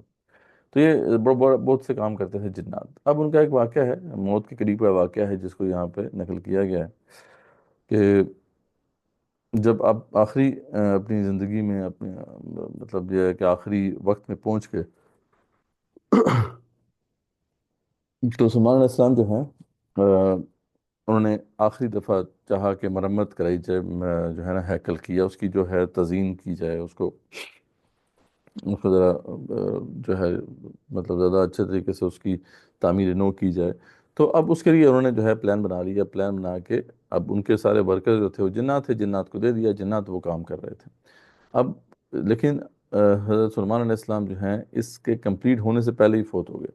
ٹھیک ہے، اب یہ آپ تو فوت ہو گئے، لیکن اللہ تعالیٰ نے کچھ ایسا معاملہ کیا، بلکہ شاید مطلب سلیمان علیہ السلام نے بھی شعوری طور پہ ایسا کیا ہو، کہ انہوں نے ایک آبزرویٹری بنائی تھی جہاں سے وہ دیکھتے تھے سارے کام کو. کیونکہ اور تو کسی سے جنات قابو نہیں آتے تھے، صرف سلیمان علیہ السلام کے قابو آتے تھے. تو ان کا روب تھا. تو وہ ایک آبزرویٹری تھی جہاں سے وہ نظر آتے تھے دور سے کہ وہ کھڑے ہوئے ہیں. تو وہاں پہ وہ جب فوت ہو گئے تو وہ ٹیک لگائے ہوئے اس آبزرویٹری کی دیوار سے جو ہے کھڑے تھے، اور دور سے جو ہے لگ رہا تھا جیسے وہ زندہ ہیں. تو شیاطین اپنا کام کرتے رہے اور یہاں تک کہ انہوں نے کام کو کمپلیٹ کیا. جب وہ کمپلیٹ کر دیا انہوں نے، تو پھر جو ہے ایک دیمک اللہ نے بھیجی. وہ جو جس عصا کے سہارے وہ کھڑے تھے، اس عصا کو نیچے سے جو ہے اس نے کھا لیا، اور اس سے جو ہے وہ عصا ٹوٹا اور آپ نیچے گرے. اور پھر جنات کو پتہ چلا کہ مطلب سلیمان علیہ السلام دنیا سے جا چکے ہیں. اور وہ تو کافی عرصے سے جو ہے اس کا انتظار کر رہے تھے کہ کبھی موقع ملے مطلب کہ یہ جو ہے جس مشکل میں ہم ہیں ہمیں یہاں سے آزادی ملے، کیونکہ صرف سلیمان علیہ السلام ہی تھے جنہوں نے ان کو کنٹرول کیا ہوا تھا، تو ان کو موقع مل گیا. اب لیکن یہ ہے کہ وہ افسوس کر رہے تھے کہ کاش کہ پہلے ہمیں پتہ ہوتا کہ وہ تو فوت ہو چکے ہیں، ہم کدھر کام کرتے رہے. لیکن اس وقت تک وہ کام کمپلیٹ کر چکے تھے. تو پھر جو ہے ان کو پتہ چلا، تو اللہ تعالیٰ نے یہاں سے ہمیں سمجھایا کہ دیکھو اگر وہ علم غیب جانتے ہوتے ہیں نا جن، تو پھر ان کو پتہ چل جاتا کہ سلیمان علیہ السلام دنیا سے جا چکے ہیں. وہ علم غیب نہیں جانتے، وہ تمہاری طرح ہی ہیں. ہاں ٹھیک ہے، کیونکہ وہ ان کو وہاں سے ہمیں دیکھتے ہیں جہاں سے ہم نہیں دیکھ پاتے، تو کچھ باتیں ہماری وہ جان لیتے ہیں، لیکن وہ علم غیب ان کے پاس بھی نہیں. جیسا کہ جو ہے یہ کاہن وغیرہ جو ہے مشہور کرتے تھے، اور ہمارے ہاں بھی مشہور کرتے ہیں. تو یہ مسئلہ جو ہے کلیئر کر دیا اللہ تعالیٰ نے. سر، جی جی.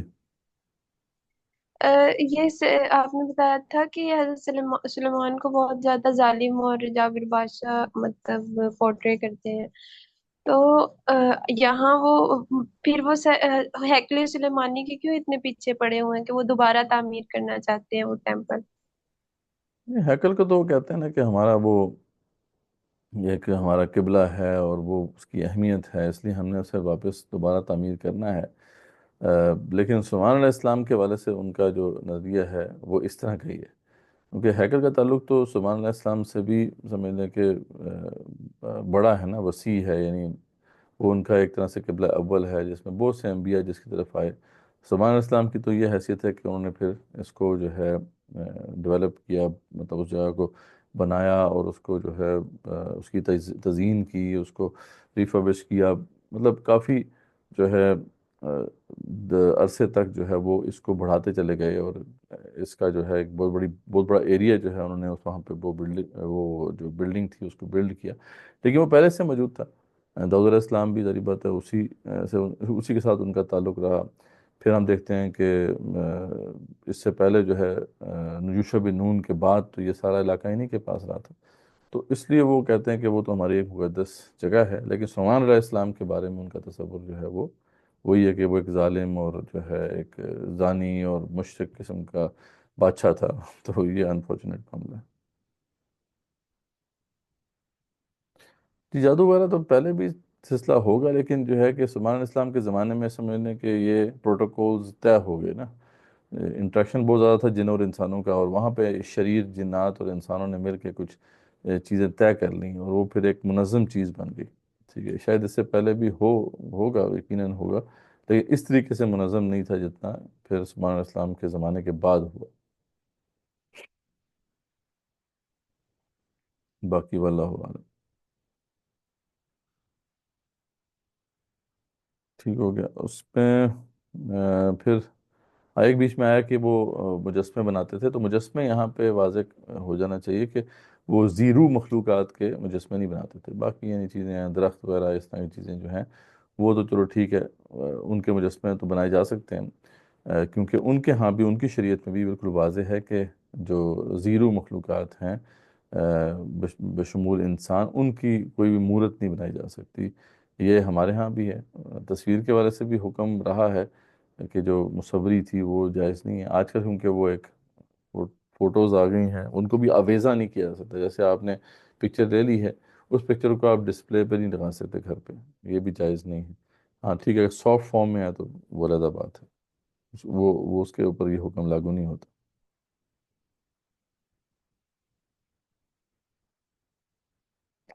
اس کے بعد قوم سبا کا ذکر ہے. میں نے قوم سبا کے حوالے سے پہلے بھی ذکر کیا تھا کہ بہت بڑی جنوبی عرب کی ایک قوم تھی. یمن کا جو ایریا ہے وہاں پہ ان کا سینٹرل مقام تھا. اور اس قوم کا بڑا ایک عروج رہا ہے 1100 BC سے لے کے پھر 100 عیسوی تک. تو یہ سمجھ لیں کہ وہ زمانہ ہے، یا 100 تقریباً BC تک، یعنی سمجھ لیں کہ 1100 سے 100 BC تک، یہ 1000 ایئرز ان کی بڑی بڑے شاندار ہیں. اس ان کے پاس بہت دولت تھی. ٹریڈ، دونوں قسم کی ٹریڈ جو تھی وہ اس کے یہ ماہر تھے. ایک تو لینڈ روٹ سے جو ٹریڈ ہوتی تھی اس پہ بھی انہوں نے بڑا بہترین نظام قائم کیا تھا۔ اس زمانے میں ہائی ویز کا کانسیپٹ نہیں تھا اس طریقے سے، لیکن انہوں نے ہائی ویز بنائی تھی۔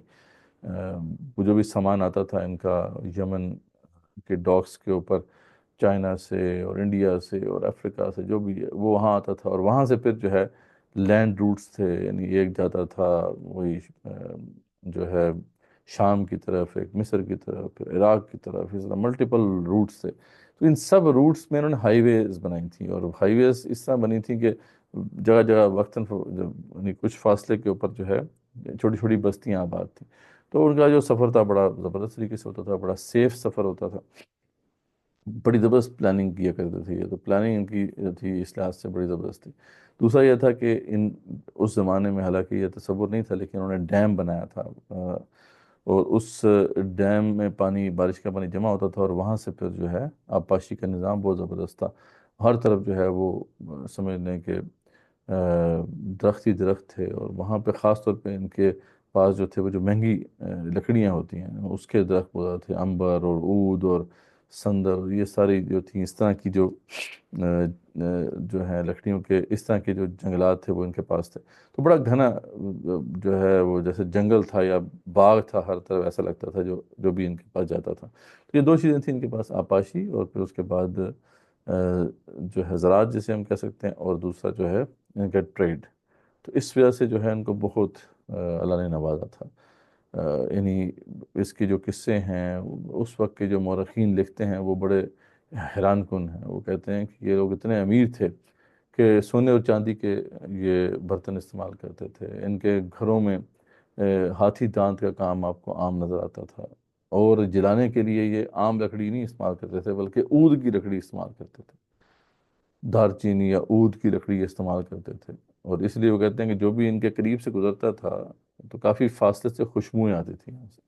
تو یہ ان کا تھا۔ پھر اس زمانے میں انہوں نے اسکائی اسکریپر بھی بنایا تھا، ٹھیک، قصر غمدان کے نام سے، جو کہ جو ہے غالباً 36 مطلب منزلہ تھا، اور ہر منزل جو تھی وہ 10-12 فٹ کی تھی، کتنی تھی، یعنی اسکائی اسکریپر بنایا تھا، اور کافی اونچائی پہ بنایا تھا جیسے دور سے لوگ دیکھ سکتے تھے۔ تو بہت امیر، بہت اللہ تعالیٰ نے ان کو نوازا تھا۔ ان کی یہ پوری تاریخ یہاں بیان کی گئی ہے کہ انہوں نے جب اللہ کی نہیں مانی تو پھر ان کے اوپر عذاب آیا۔ سب سے پہلے تو ہم دیکھتے ہیں کہ ان کے اوپر جو زوال آنا شروع ہوا وہ 100 BC سے 300 عیسوی تک کا جو زمانہ ہے، اس میں تو سمجھ لیں کہ زوال کی شروعات ہو گئی تھیں، لیکن 300 عیسوی کے بعد جو ہے ان کا زوال شروع ہوتا ہے۔ اسپیشلی سب سے پہلے 450 عیسوی میں ان کا جو بند تھا، وہ جو انہوں نے ڈیم بنایا تھا، وہ ٹوٹ جاتا ہے، اور پھر اس کی وجہ سے ساری ان کی جو زراعت ہے وہ دھرم برہم ہو جاتی ہے۔ پھر اس کے بعد کے آنے والے وقتوں میں ٹریڈ بھی ان سے چھن گئی۔ تو یہ سارا واقعہ بڑی شان سے قرآن بیان کرتا ہے، اور جیسے بڑا میجسٹک انداز ہے، بالکل ایسا ہی جیسے کہ سورہ اسراء کے اندر جو ہے بنی اسرائیل کی تاریخ بیان کی گئی ہے، وہی کہ وَقَضَيْنَا إِلَىٰ بَنِي إِسْرَائِيلَ فِي الْكِتَابِ لَتُفْسِدُنَّ فِي الْأَرْضِ مَرَّتَيْنِ وَلَتَعْلُنَّ عُلُوًّا كَبِيرًا، جیسے جس شان سے وہاں پہ ان کی تاریخ بیان کی گئی، اس طریقے سے یہاں پہ بھی بڑی شان سے، مطلب اگین بعض قرہ جو ہوتے ہیں بڑی بڑی زبردست طریقے سے کچھ مقامات پڑھتے ہیں۔ کل جیسے میں نے محمد لوہیدن کا آپ کو سنایا تھا، کس کس نے سنا تھا کل؟ محمد لوہیدن کا، اور یہ مقام اگر آپ نے سنا ہو تو بتائیے کہ کیا آپ کے جو ہے تاثرات۔ جی، تو کیا تاثرات ہیں آپ کے جب اس مقام پہ محمد لوہیدن پہنچتے ہیں؟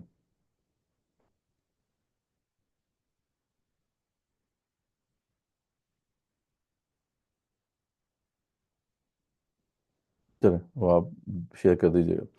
اس کا جو ہے جو اس پہ اس مقام کو بھی 2-3 لوگوں نے اچھا پڑھا ہے، عزیز ابکار نے بھی اچھا پڑھا ہے، اور دوسرا جو ہے احمد العجمی نے بھی اچھا پڑھا، بہرحال میں آپ شیئر کروں گا آپ سے اس کا بھی۔ تو لقد کان لسبع فی مسکنہم آیا، اللہ فرماتے ہیں کہ سبا کو جو ہے ہم نے جو ہے ان کی جو بھی اپنی بستیوں میں جو ہے نشانی تھی ان کی، کہ جنتان یمینی و شمال، دونوں طرف دائیں اور بائیں جو ہے گھنے باغات تھے۔ کلوا من رزق ربکم واشکروا لہ، اللہ کے رزق کو کھاؤ، شکر ادا کرو اللہ کا، بلدۃ طیبہ، پاک زمین دی ہے تمہیں، ورب غفور، اور غفور رب ہے۔ فَأَعْرَضُوا، تو انہوں نے اعراض کیا، فَأَرْسَلْنَا عَلَيْهِمْ سَيْلَ الْعَرِمِ وَبَدَّلْنَاهُم بِجَنَّتَيْهِمْ جَنَّتَيْنِ ذَوَاتَيْ أُكُلٍ خَمْطٍ وَأَصْلٍ وَشَيْءٍ مِّن سِدْرٍ قَلِيلٍ۔ تو پھر ہم نے کیا کیا کہ عذاب ان کے اوپر آیا، جب انہوں نے اعراض کیا تو ان کے اوپر عذاب آیا، ان کے اوپر جو ہے ایک سیلاب آ گیا اس بند کے ٹوٹنے کی وجہ سے، اور وہ دونوں جو باغات تھے ان کے بدلے ہم نے اور باغات دے دیے جو بالکل بدمزہ میووں سے بھرے تھے، اور بکثرت جو ہے اس کے اندر پیری کے درخت اور جو ہے جڑی بوٹیاں تھیں، اور کچھ بھی نہیں تھا۔ ہم نے ان کی ناشکری کے عوض یہ سب کچھ کیا۔ وَهَلْ نُجَازِي إِلَّا الْكَفُورَ ذَلِكَ جَزَيْنَاهُمْ بِمَا كَفَرُوا وَهَلْ نُجَازِي إِلَّا الْكَفُورَ، ہم اسی طریقے سے بدلہ دیتے ہیں۔ تو ایک تو یہ ان کا تباہ ہو گیا سلام اللہ 450 عیسوی میں۔ پھر وَجَعَلْنَا بَيْنَهُمْ وَبَيْنَ الْقُرَى الَّتِي بَارَكْنَا فِيهَا قُرًى ظَاهِرَةً وَقَدَّرْنَا فِيهَا السَّيْرَ سِيرُوا فِيهَا لَيَالِيَ وَأَيَّامًا آمِنِينَ، بڑی میجسٹک انداز ہے۔ اور پھر جو ہے اللہ فرماتے ہیں ان کے اور ان بستیوں کے بیچ میں جن میں ہم نے برکت رکھی ہے، شام اور فلسطین کی سرزمین، ہم نے ان کے اندر جو ہے ان کو بستیاں عطا کی تھیں، وقفے وقفے سے بستیاں تھیں، ہائی وے بنی ہوئی تھی، اور چلو ہمارے راستوں پر، اور امن و امان کے ساتھ کوئی مسئلہ نہیں تھا۔ لیکن پھر کیا ہوا؟ لیکن اس کے بعد انہوں نے خود جو ہے ایک بدعا مانگی۔ اللہ تعالیٰ ہمارے سفروں کو دور کے سفر کر دے، مشقت والے کر دے۔ ابھی یہ کیوں مانگی انہوں نے دعا؟ یہ انٹرسٹنگ ہے۔ اصل میں اس کو سمجھنے کے لیے اس ماحول کو ذرا سمجھنا ہوگا، ہمیں وہاں جانا ہوگا کہ یمن، اس وقت جو یمن تھا اس میں کیا ہوتا تھا۔ یمن جو تھا وہاں پہ دیکھیں کہ پوری دنیا سے جو ٹریڈ ہوتی تھی نا، اس کا ہب تھا یمن۔ یمن جو ہے وہاں سے افریقہ سے لوگ آتے تھے، انڈیا سے آتے تھے، چائنا سے آتے تھے، وہ سارے وہاں ان کے جہاز رکتے تھے، پھر وہاں بڑی منڈی لگتی تھی نا، بہت بڑی منڈی لگتی تھی، وہاں سے پھر لوگ سامان لیتے تھے اور پھر آگے جاتے تھے۔ تو ادھر اب جو لوگ آتے تھے تو وہاں سٹوری نائٹ جو ہے چلتی تھی، لوگ اپنے اپنے ایڈونچرز شیئر کرتے تھے، جناب اب چائنیز بتا رہے ہیں جی ہم کیسے کیسے مشقتوں سے ادھر، جناب راستے میں یہ ہو گیا، یہ ہو گیا، یہ ایڈونچر ہوا۔ مطلب ایک بڑی انٹرسٹنگ سٹوری بنتی ہے نا، مطلب اب ہم لمبے جو دور سے کیراوانز آتے ہیں ان کے قافلوں میں بڑی سٹوریاں ہوتی ہیں، تو بڑا مزہ آتا تھا، لوگوں کو سٹوریاں سنتے تھے۔ اب مسئلہ ہے کہ سب کی سٹوریاں تو بڑی انٹرسٹنگ ہیں، بڑی مزے کی ہیں۔ افریقہ سے لوگ آئے ہیں، انہوں نے بتایا جی راستے میں گئے، جنگل آیا، اس میں شیر آ گیا، ہم نے یہ کیا وہ کیا ٹھیک ہے۔ جو سمندری سفر سے آئے ہیں وہ بتاتے ہوں گے جناب ایسے طوفان آ گیا اور اس طرح بچے۔ تو یہ وہاں پہ جب ان کی باری آتی تھی تو ان کے پاس کوئی سٹوری نہیں تھی شیئر کرنے کے لیے، ان کے تو سفر بڑے سکون سے ہو رہے تھے۔ تو اس لیے اللہ تعالیٰ سے انہوں نے دعا کی خود، اللہ تعالیٰ یہ کیا ہمارے سفروں میں ایڈونچر ہی کوئی نہیں ہے، اللہ تعالیٰ ایڈونچرس کر دے ہمارے سفر۔ تو اللہ فرماتے ہیں پھر ہم نے یہی ان کے ساتھ کیا، وہ جو ٹریڈ تھی ان کی وہ ان سے چھین لی۔ آخر کار ان کے اوپر پھر رومنز اور جو تھے گریکس، ان کا پھر قبضہ ہو گیا اور یہ ان سے چھن گئی۔ تو یہ آخر کار پھر یہ تتر بتر ہو گئے یہاں سے، اور پھر دوبارہ جو ہے یہاں پہ نہیں آ سکے۔ تو یہ یعنی ساری جو ہے ان کی بڑی شان سے اللہ تعالیٰ نے ان کی تاریخ بیان کی۔ اس کے بعد پھر اللہ تعالیٰ اس کو بیان کرنے کے بعد جو ہے شرکیہ عقائد جو ہیں ان کو رد کرتے ہیں، ان کے جو مشرکین کے تھے توحید پر دلائل دیے گئے ہیں، منکرین کو آخرت کی وعید سنائی گئی ہے۔ تو یہ کچھ تفصیل ہے یہاں پر۔ اور اللہ تعالیٰ یہاں پہ ایک اصول بیان کرتے ہیں سب کچھ بیان کرنے کے بعد کہ وما ارسلنا فی قریۃ من نذیر الا قال مترفوها انا بما ارسلتم به کافرون۔ اور ہم تو جس بستی میں بھی ہم نے جو ہے نبی بھیجے تو وہاں کے خوشحال لوگوں نے یہی کہا کہ جس چیز کے ساتھ تم بھیجے گئے ہو ہم اس کے ساتھ کفر کرنے والے ہیں۔ یہ جی معاملہ ہوا کہ کبھی بھی جو ویل آف لوگ تھے انہوں نے حق کو اتنی جلدی قبول نہیں کیا۔ زیادہ تر وہ لوگ تھے جو غریب لوگ تھے جنہوں نے حق کو قبول کیا، کیونکہ ان کے پاس سیکریفائس کرنے کے لیے چیز بھی تو تھوڑی ہوتی ہے نا۔ جتنا بندہ غریب ہے اس کے لیے سیکریفائس کرنا آسان ہے، اور جتنا بندہ امیر ہے اس کے پاس اس کی بیڑیاں زیادہ ہیں۔ تو یہ بڑا جو ہے ایک معاملہ تھا۔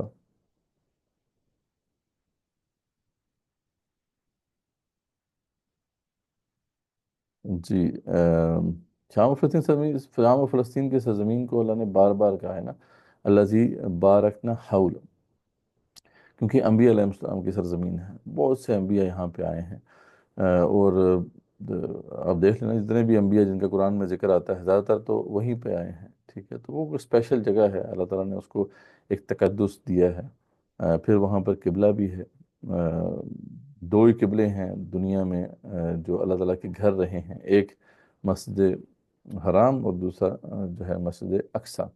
تو یہ اللہ تعالیٰ نے اس لیے دو جو لینڈز ہیں ان کو بھی اللہ نے تقدس دیا ہے۔ ہم جزیرۃ العرب کے حوالے سے تقدس کی بات ہم دیکھ کے آ چکے ہیں پہلے سورہ توبہ کے اندر، تو یہ جو لینڈ ہے اس کا بھی تقدس ہے، ٹھیک ہے۔ اور اس لیے جو ہے ہم یہ کہتے ہیں نا کہ فلسطینی جو وہاں پہ ڈٹے ہوئے ہیں، وہ تو کہہ رہے ہیں نا ان کو نکال دیتے ہیں ہم یہاں سے، تو فلسطینی کیوں وہاں پہ کھڑے ہوئے ہیں؟ ٹھیک ہے، وہ چھوڑ کیوں نہیں دیتے؟ اکثر کچھ لوگ سوال کرتے ہیں کہ یار اتنا سفرنگ وہ کر رہے ہیں، آخر کار مسلمانوں کو چاہیے کہ یار سب کہہ دیں کہ ہم ان کو اڈاپٹ کرتے ہیں، کتنے ہوں گے؟ سب مسلم امت میں ایڈجسٹ ہو جائیں گے۔ لیکن بات یہ نہیں ہے، بات یہ ہے کہ وہ لینڈ بہت امپورٹنٹ ہے، اس لینڈ کو اللہ نے ہمیں دیا ہے اور اس لیے ہمیں ہی وہاں پہ جو ہے رہنا ہے۔ اس لیے وہ آخری دم تک وہ کہتے ہیں فلسطینی کہ ہمارا آخری بچہ بھی یہاں پہ ہے تو ہم یہاں سے نہیں جائیں گے، یعنی وہ ایک رباط کی کیفیت میں ہے، ان کا جو سٹینڈ ہے وہ بڑا معتبر ہے۔ اس لیے جو ہے اسکالرز نے کہا ہے کہ ان کی حیثیت وہی ہے جو ان مجاہدین کی ہوتی ہے جو سرحدوں کی حفاظت کرتے ہیں۔ ٹھیک، اللہ تعالیٰ ان کو ثابت قدم رکھے اور ہمیں توفیق دے کہ ہم ان کی سپورٹ جو ہے کرتے رہیں جتنا بھی ہو سکے۔ ٹھیک ہے۔ ام، اچھا، ایک اور جو انٹرسٹنگ بات تھی یہاں پہ کہ شریک جو انہوں نے کیا نا فرشتوں کو، یہ لوگ جو ہیں یہ کہتے تھے کہ فرشتے اللہ کی بیٹیاں ہیں، ٹھیک ہے، اور یہ ہمیں جو ہیں ہماری سفارش کریں گے، تو اس پہ بھی یہاں پہ اللہ نے رد کر دیا کہ کہ یہ ایسی کوئی حقیقت نہیں ہے، یہ سارا باطل عقیدہ ہے جو ان کا ہے۔ اچھا، اللہ پھر اس دن پوچھیں گے فرشتوں کو، یہاں پہ اس کا بھی ذکر ہے کہ اللہ تعالیٰ قیامت والے دن پوچھیں گے، ہاں فرشتوں تم بتاؤ کہ تم نے کہا تھا کہ اس طرح کر دو، یعنی مجھے اللہ تعالیٰ کے ساتھ شریک ٹھہرا دو؟ تو اس پہ وہ کہتے ہیں کہ اللہ تعالیٰ ہمیں تو زیبا نہیں تھا، آپ ہی ہمارے کارساز ہیں، اصل میں یہ ہماری عبادت تھوڑی کرتے تھے، جنوں کی عبادت کرتے تھے۔ تو اب انہوں نے سارا وہ معاملہ جو ہے نا واضح کر دیا۔ یہ جو سارے کے سارے جو باطل باطل گروہ ہوتے ہیں یا باطل ادیان ہیں، ان کے ماننے والے جو یہ سوچتے ہیں سمجھتے ہیں کہ ہم جنت میں جا رہے ہیں، فرشتوں سے ہماری باتیں ہو رہی ہیں، بزرگوں سے باتیں ہو رہی ہیں، یہ سب جنات کا کام ہوتا ہے۔ ٹھیک ہے، میں نے بتایا تھا آپ کو کہ عبد القادر جیلانی جو ہیں ان کے شاگردوں نے ایک دفعہ کہا کہ ہم تو جنت میں جاتے ہیں روزانہ اور فرشتے ہمیں لے کے جاتے ہیں اور جنت کی سیر کراتے ہیں۔ تو وہ سمجھ گئے کہ کیا مسئلہ ہے، انہوں نے کہا نیکسٹ ٹائم جب جانا تو لا حول ولا قوت الا باللہ پڑھنا۔ تو جب وہ گئے اور انہوں نے لا حول پڑھا تو دیکھا کہ سامنے جو ہے جنات کھڑے ہیں اور گندگی کا ڈھیر ہے۔ تو یہ جناب جنت اور جو ہے فرشتوں کی حقیقت ہے۔ تو یہاں پہ ایک فرشتہ نے کہا کہ یہ جنات کی پوجا کرتے تھے، تو یہ جن ہی ہوتا ہے، جہاں پہ بت پرستی ہو رہی ہے ہم پہلے بھی دیکھ چکے ہیں، وہ جنات کے پیچھے، جنات ہی ہوتے ہیں پیچھے، وہی جو ہے ان کے پیچھے ہوتے ہیں اس بت کے، جو کہ جو بھی اس کی پوجا کر رہا ہوتا ہے اس کو وہ کیفیات دیتے ہیں مختلف، یعنی اس کو فیل ہوتا ہے کہ یار میں کسی ڈیٹی کے ساتھ میرا کنیکشن بن رہا ہے، یہ ساری فیلنگز جو اس کے اوپر آتی ہیں جنات کی طرف سے آتی ہیں۔ اور یہی معاملہ ہمارے قبروں میں بھی ہے، یہ قبر پرستی جو ہو رہی ہوتی ہے ادھر بھی جو ان کو فیلنگز آ رہی ہوتی ہیں ادھر سے ہی آ رہی ہوتی ہیں، جنات سے ہی آ رہی ہوتی ہیں۔ تو اس لیے اس سے ہوشیار رہنا چاہیے۔ جی جی سر وہی ہے۔ جی جی الیگزینڈر دا گریٹ کے بارے میں بھی وہ ہماری میم نے یہی ایک سٹوری سنائی تھی کہ اس کی ماں اسے پتہ نہیں کہاں لے کر گئی تھی، تو وہ مطلب کسی ڈیٹی سے مل کے آیا تھا، تو وہ پھر یہی ہوگا۔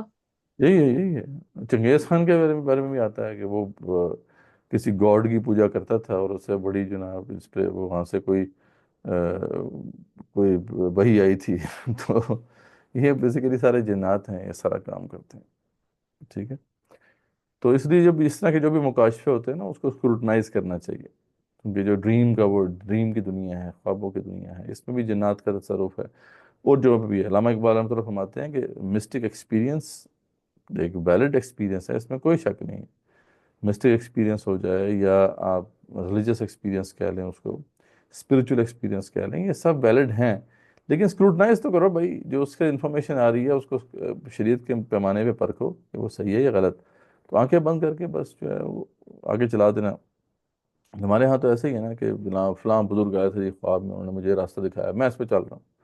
اب تو رسول وسلم بھی جناب ایسے ہی عام لوگوں کے خوابوں میں آ جاتے ہیں جن کے کرتوت بھی کوئی نہیں نظر آتے کوئی ٹھیک ہوں، تو یہ بیسیکلی جنات ہی ہوتے ہیں، کوئی رسول پر وسلم نہیں آتے، کوئی فرشتے نہیں آتے، کوئی جو ہے نبی نہیں آتے، یہ سارے جنات ہی یہ سارا کام کرتے ہیں۔ تو یہاں پہ وہی ساری بات انہوں نے کھول دی۔ بلکہ آپ کو پتہ ہی ہے نا کہ جب لات منات عزا، جو تین پتنیاں تھیں نا ان کی، جو عزا تھی، جب اس کا بت توڑنے کے لیے آپ صلی اللہ علیہ وسلم نے خالد بن ولید کو بھیجا تھا۔ خالد بن ولید وہاں پہ گئے تو وہ اس کا جو بھی تھا بنا ہوا تھا، اس کو کاٹ ڈالا۔ وہ بیسیکلی وہ تنے تھے تین درختوں پر، جو ہے نا ایک ببول کے تین درختوں کے اوپر ایک بنا ہوا تھا، تنا سا بنا ہوا تھا، اور اس پہ کبا سا ڈالا ہوا تھا، تو یہ کہتے تھے کہ یہ عزا ہے۔ تو وہ جا کے انہوں نے اس کو کاٹ دیا، ٹھیک ہے، جڑ سے۔ تو جب واپس گئے تو حضرت حضور صلی اللہ علیہ وسلم نے فرمایا کہ ابھی تم نے نہیں اس کو مارا، جاؤ دوبارہ سے، ادھر ہی ہے۔ تو جب حضرت خالد مرید واپس گئے تو دیکھا کہ ایک ننگی عورت وہاں بیٹھی ہے جس کے بال بکھرے ہوئے ہیں اور اپنے سر پر مٹی ڈال رہی ہے۔ تو خالد بن ولید نے تلوار سے اس کو ذبح کر دی۔ تو بیسیکلی وہ بتنی وہی تھی، یہ جنی تھی کوئی، جس کو پھر خالد بن ولید نے جو ہے تلوار سے مارا۔ تو یہ ہمیشہ جنات ہی ہوتے ہیں۔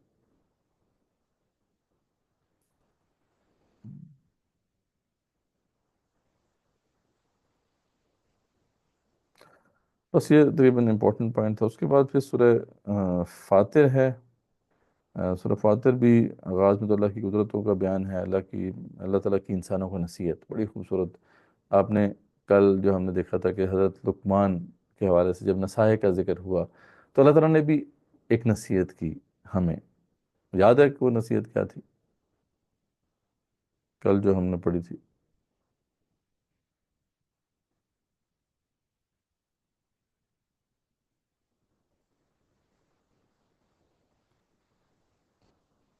جی جی بالکل، یہ سارے کالا جادو وغیرہ جو ہے وہی ہے جی۔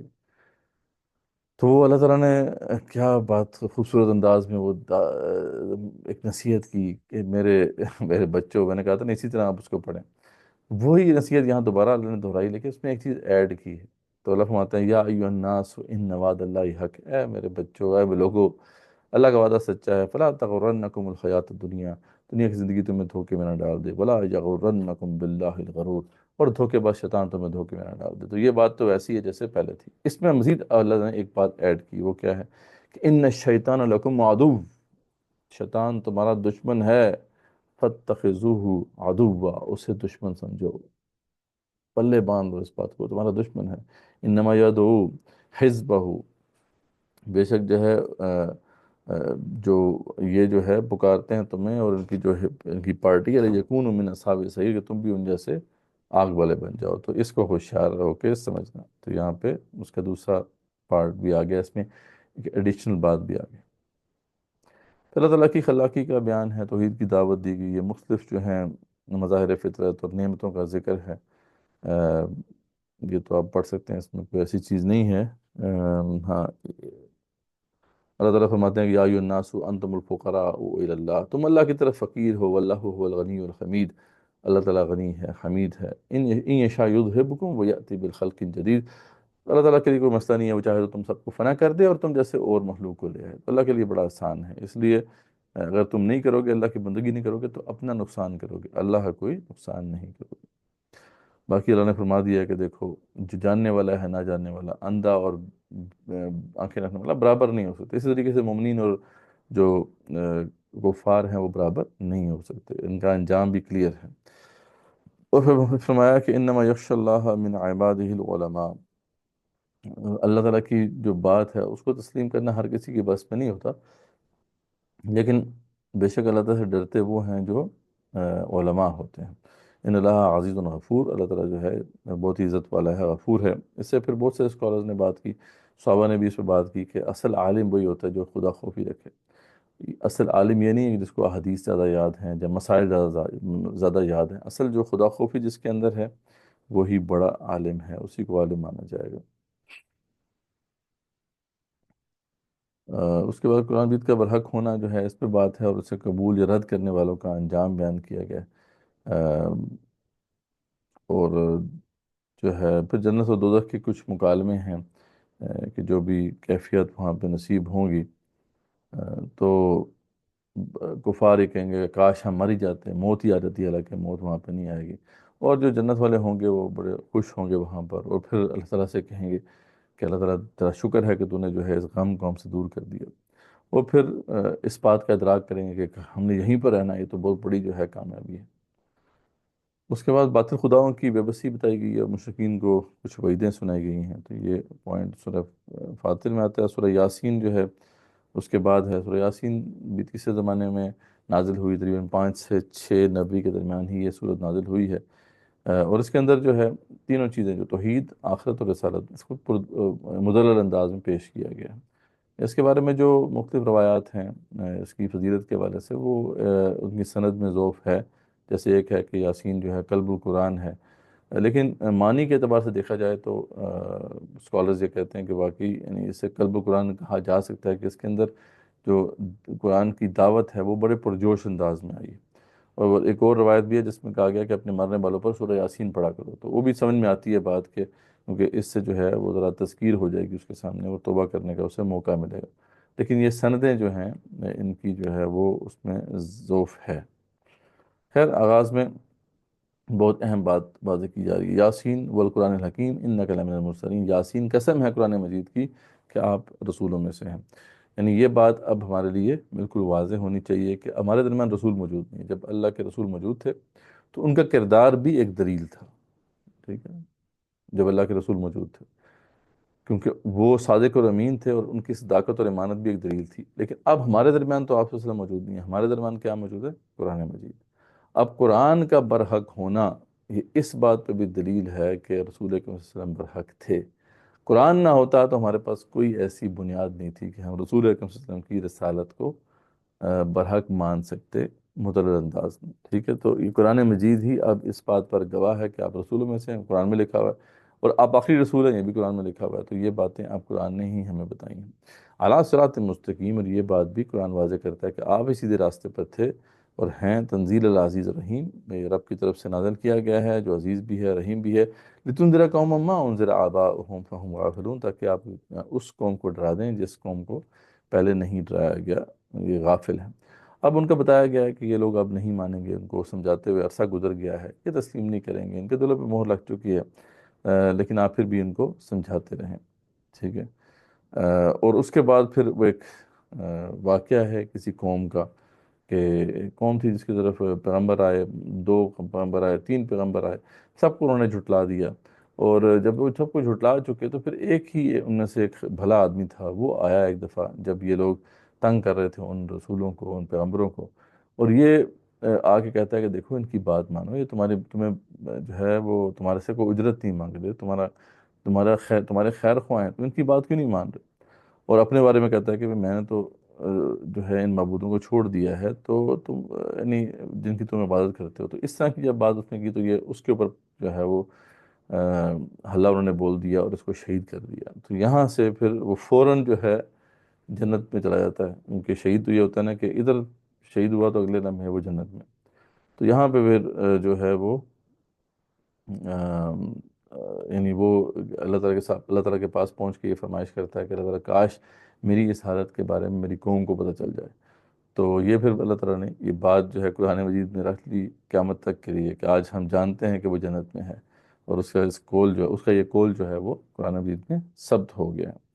اور پھر اللہ فرماتے ہیں اس قوم کو ہم نے تباہ کر دیا ہے، اور کوئی لمبے چوڑے لشکر نہیں بھیجنے پڑتے ہمیں ایک چنگاڑ بھیجی ہم نے اور یہ ختم ہو گئے. تو اللہ فرماتے ہیں ایسے بندوں پر افسوس ہے، کبھی بھی کوئی رسول ان کے پاس نہیں آیا جس کی ہنسی انہوں نے نہیں اڑائی ہو. کیا انہوں نے نہیں دیکھا کہ ان کے پہلے بہت سی قوموں کو ہم نے تباہ کر دیا، کیا یہ بچیں گے؟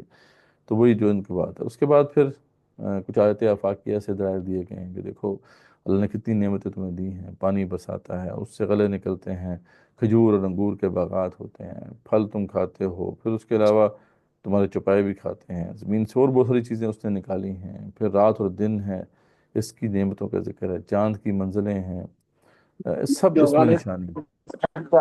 rastata. اچھا، اس میں جو ہے یہ نبی سے کہ قیامت کے زمانے میں علم اٹھا لیا جائے گا. کسی کا مائک جو ہے وہ آن ہوا ہے. ٹھیک. صرف معلومات رہ جائیں گی تو اس کی وضاحت کر دیں. اچھا، جی بالکل ایسا ہی ہے. دیکھیں علم کیا ہوتا ہے علم جو ہے وہ تو ایسنس ہوتا ہے نا، انفارمیشن علم نہیں ہوتا، انفارمیشن تو آپ کے پاس ڈیٹا ہے، اس سے پھر استخراج ڈیڈیوس کرنا پڑتا ہے اصل نالج۔ نالج وہی ہے جو فائدہ آپ کو دے، ٹھیک ہے؟ سب سے بڑا فائدہ تو اخروی فائدہ ہے، ٹھیک ہے، اور اس کے بعد پھر دنیاوی فائدہ ہے، وہ بھی نالج ہے۔ تو نالج نہیں ہے نا، اب آگے انفارمیشن ہی زیادہ ہے، خاص طور پہ دنیاوی فائدہ چلو ٹھیک ہے، دینے کا نالج تو ہے، وہ شاید رہے، لیکن جو اصل نالج ہے وہ تو اخروی فائدہ دینے والا نالج ہے، تو وہ اٹھا لیا جائے گا۔ مطلب ایسا نالج ایگزسٹ نہیں کرے گا کہ جو آخرت میں فائدہ دے، بس وہی جو ہے کچھ انفارمیشن ہوگی اور دنیاوی کچھ فوائد حاصل کرنے کی چیزیں ہوں گی۔ تو یہ وہ بات ہے کہ جو غالباً اس میں کہی گئی ہے۔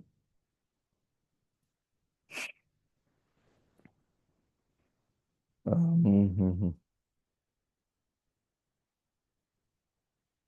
تو مشرکین کے طرز عمل کو واضح کیا گیا کہ وہ تکبر کیا کرتے تھے، ان سے جب کہا جاتا تھا کہ اللہ کے راستے میں خرچ کرو اور ان غریبوں کو بھی دو، تو کہتے تھے کہ ان غریبوں کو اللہ نے نہیں دیا تو ہم کیوں دیں، ٹھیک ہے، اس طرح کی بات کرتے تھے۔ تو اللہ پھر ان کے آخرت کے انجام کے بارے میں بتاتے ہیں کہ جب آخرت ان کے اوپر آئے گی تو پھر یہ جو ہے وہ چلائیں گے، لیکن اس وقت ان کی کوئی سننے والا نہیں ہوگا۔ اور جنتیوں کے بارے میں بتایا گیا کہ ان کو بڑا کچھ اچھا ملے گا۔ اب جب جہنمی جو ہے علیحدہ کر لیے جائیں گے تو وہاں پہ یہ بڑی زبردست کنورسیشن ہے، یہ لنک کر سکتے ہیں آپ اسے اس نصیحت کے ساتھ جو اللہ تعالیٰ نے ہم سے کی ہے۔ اللہ تعالیٰ فرمائے گا کہ اس گروہ کو ذرا روکو، میں نے ان سے بات کرنی ہے۔ وَامْتَازُوا الْيَوْمَ أَيُّهَا الْمُجْرِمُونَ، اے گناہ گارو آج تم الگ ہو جاؤ، میں نے تم سے کچھ بات کرنی ہے۔ أَلَمْ أَعْهَدْ إِلَيْكُمْ يَا بَنِي آدم، اے بنی آدم، how did you and up here, کہ تم یہاں پہ کیسے پہنچے؟ کیا میں نے تم سے عہد نہیں لیا تھا کہ اللہ تعبد الشیطان، کہ شیطان کی بندگی مت کرنا، انہ لکم عدو مبین، وہ تمہارا دشمن ہے، بہت کھلا دشمن ہے۔ وَنِعْبُدُونِي هَذَا صِرَاطٌ مُسْتَقِيمٌ، میری بندگی کرنا یہ سیدھا راستہ ہے۔ تمہیں یہ میں نے سمجھایا نہیں تھا، یہ میرے پیغمبروں نے میرا پیغام تم تک پہنچایا نہیں تھا؟ تم نے کیا کیا؟ How did you and up here? وَلَقَدْ أَضَلَّ مِنْكُمْ جِبِلًّا كَثِيرًا، لیکن اس کے باوجود اس دھوکے باز شیطان نے اکثریت کو تم میں سے گمراہ کر دیا۔ افلم تکونوا تعقلون، اب انگلی اٹھی ہے ہماری طرف، ریڈر کی طرف، اور تم جو پڑھ رہے ہو قرآن، تم تو عقل پکڑ لو، یہ تو تباہ ہو گئے، برباد ہو گئے، تمہارے پاس ٹائم ہے، اپنے آپ کو بچا لو آگ سے۔ تو یہ بڑا خوبصورت انداز ہے۔ تو پھر اللہ فرمائیں گے ٹھیک ہے، اب ان سے بات میں نے کر لی، ان کو جہنم میں ڈالو، یہی ان کا ٹھکانہ ہے۔ اور پھر کچھ اللہ تعالیٰ نے اور قدرتوں کا بھی بیان کیا ہے، جس میں چوپایوں کا ذکر ہے، اس کو ان سے ہم فائدہ اٹھاتے ہیں، ان سے بہت سے مشروب بھی ہم پیتے ہیں، یہ سب کچھ اللہ فرماتے ہیں کہ اللہ تعالیٰ ہی نے تخلیق کی ہیں سب چیزیں، لیکن یہ لوگ نہیں سمجھتے۔ تو حال میں اور آخر میں پھر اللہ فرماتے ہیں کہ انسان کو ہم نے نطفے سے پیدا کیا اور یہ جھگڑالو بن گیا، اس کی حیثیت کیا ہے؟ اس نے ہمارے لیے مثال بیان کی اور اپنی اصل پیدائش کو بھول گیا، کہنے لگا کہ ان نگلی سڑی ہڈیوں کو کون زندہ کرے گا؟ تو اس طرح کی باتیں کرتا ہے۔ تو اللہ فرماتے ہیں کہ یہ وہی زندہ کرے گا جس نے پہلی بار پیدا کیا ہے، اور اللہ کے پاس تو کون فیکون کی طاقت ہے، وہ جب چاہے جو ہے یہ معاملہ جو ہے اس کو دوبارہ سے پیدا کر سکتا ہے، ہر کسی کو دوبارہ پیدا کر سکتا ہے، اس کے پاس کوئی روک نہیں ہے، اس کے پاس ساری طاقت ہے۔ تو یہاں پر سورہ یاسین بھی ختم ہوتی ہے الحمدللہ۔ تو جی ابھی تک جو بھی ہم نے پڑھا ہے، اس پہ کوئی کوشچن ہو تو پوچھ لیں جی۔ کی پوائنٹس تو ہم نے سارے کور کر لیے ہیں سورہ یاسین تک۔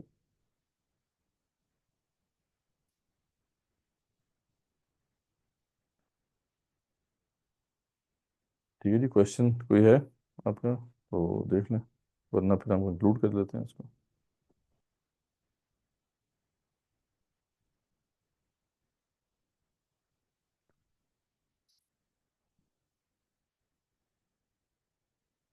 جی 102 آیت، کیا لکھا ہوا ہے اس میں؟ سورہ بقرہ کی 102 آیت۔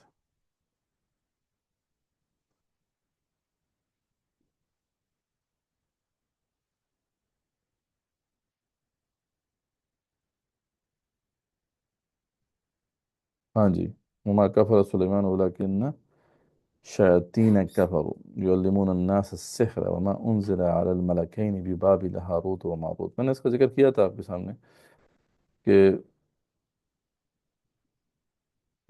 یہ جو ہے جادو ٹونا بہت زیادہ عام ہو گیا تھا سلیمان علیہ السلام کے زمانے میں۔ سلیمان علیہ السلام نے اس کو روکنے کی بھی کوشش کی، ان کی ساری کتابیں ان سے چھین لیں جو پروٹوکول انہوں نے طے کیے تھے، اور وہ اپنے تخت کے نیچے چھپا دیں، ٹھیک ہے؟ تو یہ لوگ بعد میں بھی کہتے رہے کہ جی یہ جو سلیمان علیہ السلام کی بادشاہ تھا نا، وہ انہیں جادو کی کتابوں کی وجہ سے، حالانکہ سلیمان علیہ السلام نے ان سے چھین لیا تھا یہ۔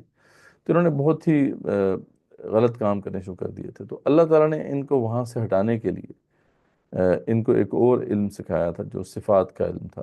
اور یہ ہاروت اور ماروت فرشتے جو ہے وہ آ کے سکھاتے تھے، وہ ان سے کہتے تھے کہ دیکھو یہ ہم فتنہ ہیں تمہارے لیے، یعنی یہ علم تمہارے لیے آزمائش ہے، تو تم نے کفر نہیں کرنا، یہ نالج تو سیکھ لو لیکن اس سے تم نے غلط کام نہیں کرنا۔ لیکن انہوں نے کیا کیا، اسی کو استعمال کر کے وہ غلط کام کرنا شروع کر دیا، ٹھیک ہے؟ جو میں نے بتایا تھا آپ کو کہ کسی کی اور بیوی پسند آ گئی، اس کو وہاں سے طلاق دلوا کے اپنے سے تعلق جوڑنا، یہ ان کا مشغلہ بن گیا تھا محبوب قدموں میں۔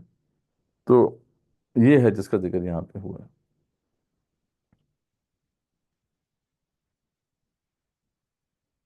ٹھیک ہو گیا؟ سر جی جی سر آج کل جیسے ہم دیکھتے ہیں کہ کچھ لوگ چھوٹے شہروں سے ہوتے ہیں تو وہاں بڑی بڑی یونیورسٹیز نہیں ہوتی ہیں، تو مطلب جو اچھی ایجوکیشن حاصل کرنے کے لیے ہمیں باہر کے مطلب بڑے شہروں میں جانا پڑتا ہے، تو اس میں پھر ہاسٹلز میں رہنا پڑتا ہے کیونکہ روز آنا جانا بھی نہیں کر سکتے ہیں، ہوں۔ اور کوئی مطلب بھائی وغیرہ یا ابا وغیرہ ساتھ بھی نہیں آ سکتے، تو پھر اس صورت میں کیا کریں ہم؟ دیکھیں اب اس کے لیے تو وہی میں نے آپ سے کہا تھا نا کہ اصول تو وہی ہے۔ اس کے لیے خواتین کو یہ دیکھنا چاہیے کہ ڈسٹنس جو پروگرامز ہیں ان سے فائدہ اٹھانا چاہیے۔ مطلب یہ اصول تو وہی رہے گا، باقی یہ ہے کہ ٹھیک ہے، یہ بات صحیح ہے کہ یونیورسٹیز کی وہ جو مطلب فیسلٹیز ہیں وہاں پہ نہیں ہیں چھوٹے شہروں میں، لیکن کوشش یہی ہونی چاہیے کہ اسلام کا جو تقاضا ہے اس میں بھلا ہے عورت کے لیے۔ اب یہاں پہ پتہ ہے آپ کو کہ جو بچیاں یہاں پہ آتی ہیں ان کے ساتھ اتنی زیادتی ہوتی ہے۔ اس وقت جہاں تک جو چیزیں ہمارے سامنے ہیں، کیونکہ اسلام آباد میں ہم ہیں تو اسلام آباد میں تو بہت زیادہ یہاں پہ ہاسٹلس ہیں لڑکیوں کے، اور وہ بچیاں آتی تو ہیں یہاں پر لیکن پروٹیکشن نہیں ہوتی، اور ہر کوئی اتنی اسٹرانگ تو نہیں ہوتی جو ایمان کے اوپر، تو پھر وہ جو ہے غلط چیزوں میں انوالو ہوتی ہیں۔ اب ٹھیک ہے، یعنی رول تو دیکھیں نا اپلیکیبل ہوتا ہے سب کے اوپر، تو یہاں ہم اگر رول کو دیکھیں تو اللہ تعالیٰ کا جو یہ رول ہے یا شریعت کا یہ رول ہے کہ عورت جو ہے محرم کے بغیر سفر نہ کرے، اور اس کے محرم اس کے ساتھ ہونا چاہیے جہاں پہ بھی وہ رہے، تو یہ اس کی حکمت سمجھ میں آتی ہے کہ کیا ہے۔ اگر وہ رہے گا تو ظاہر بات ہے عورت کی پروٹیکشن ہے، وہ نہیں ہوگا تو پھر عورت ونریبل ہے۔ اور یہاں پہ جو کچھ تباہی مچی ہے پچھلے کچھ عرصے میں، وہ آپ کے سامنے آپ یقیناً جانتے ہیں۔ تو یہ شریعت کا حکم جو ہے اس کی حکمت کو ہمیں سمجھنا چاہیے۔ باقی یہ مجبوری اپنی جگہ پہ ہے۔ ہم تو یہی ریکمینڈ کرتے ہیں کہ خواتین کو جو ڈسٹنس پروگرامز ہیں، آج کل تو آن لائن بہت سے پروگرامز ہیں، آپ باہر کی یونیورسٹیز میں بھی آپ داخلہ لے سکتی ہیں اور ان کی ڈگریز بھی مل جاتی ہیں، تو یہ اپرچونیٹیز اویل کرنی چاہیے، کیونکہ انسان کمزور ہے، رہی بات ہے پھر بہت سی ایسے ایسے جو ہے چیلنجز اس کے سامنے آ سکتے ہیں جو کہ وہ فیس نہ کر پائے۔ اصول وہی رہے گا، باقی یہ ہے کہ مجبوری ہے اپنی جگہ پہ، وہ علیحدہ بات ہے۔ تو سر پھر ابھی کیا کرنا چاہیے اگر ابھی ڈگری چل رہی ہے تو؟ ڈگری کریں آپ، تو ساری بات ہے، اب جو بھی فیصلہ آپ نے کیا اللہ تعالیٰ آپ کو اپنے حفظ و مان میں رکھے۔ اصل بات تو یہی ہے کہ اس کی مطلب یہ ہے کہ ویجیلنٹ رہنا ہے، اور جو چیز اب ظاہری بات ہے آپ نے شروع کر دی ہے اسے کمپلیٹ کریں، انشاءاللہ اللہ تعالیٰ آسانی کرے گا۔ لیکن اصول وہی رہے گا جو میں بتایا نا کہ ہے، ٹھیک ہے؟ بعض جو اسکالرز ہیں انہوں نے یہ بات ضرور کہی ہے کہ جہاں پہ اگر آپ کو نظر آتا ہے کہ عزت سیف ہے اور پروٹیکشن ہے تو وہاں پہ ٹھیک ہے، کراہت کے ساتھ جائز ہے، یعنی ٹھیک ہے وہ فار دا ٹائم بینگ جو ہے ہم کہہ سکتے ہیں اس کو۔ لیکن آج کل حالات بھی تو ایسے ہیں، اور خاص طور پہ ویسٹ کے اندر بھی بہت زیادہ حالات خراب ہیں، وہاں پہ بھی جو فار رائٹ کا جو رائز ہے اس نے بہت زیادہ مسئلے پیدا کیے ہیں خواتین کے لیے۔ تو یہ چیزیں ہیں جن کو مد نظر رکھنا چاہیے۔ باقی ٹھیک ہے آپ کریں، اللہ تعالیٰ آپ کو اپنے حفظ و مان میں رکھے، لیکن کوشش یہی کریں جتنی جلدی ہو سکے اپنی کمپلیٹ کریں، اور جو ہے اپنے گھر میں آئیں تاکہ زیادہ مسئلے نہ ہوں۔ ٹھیک ہے،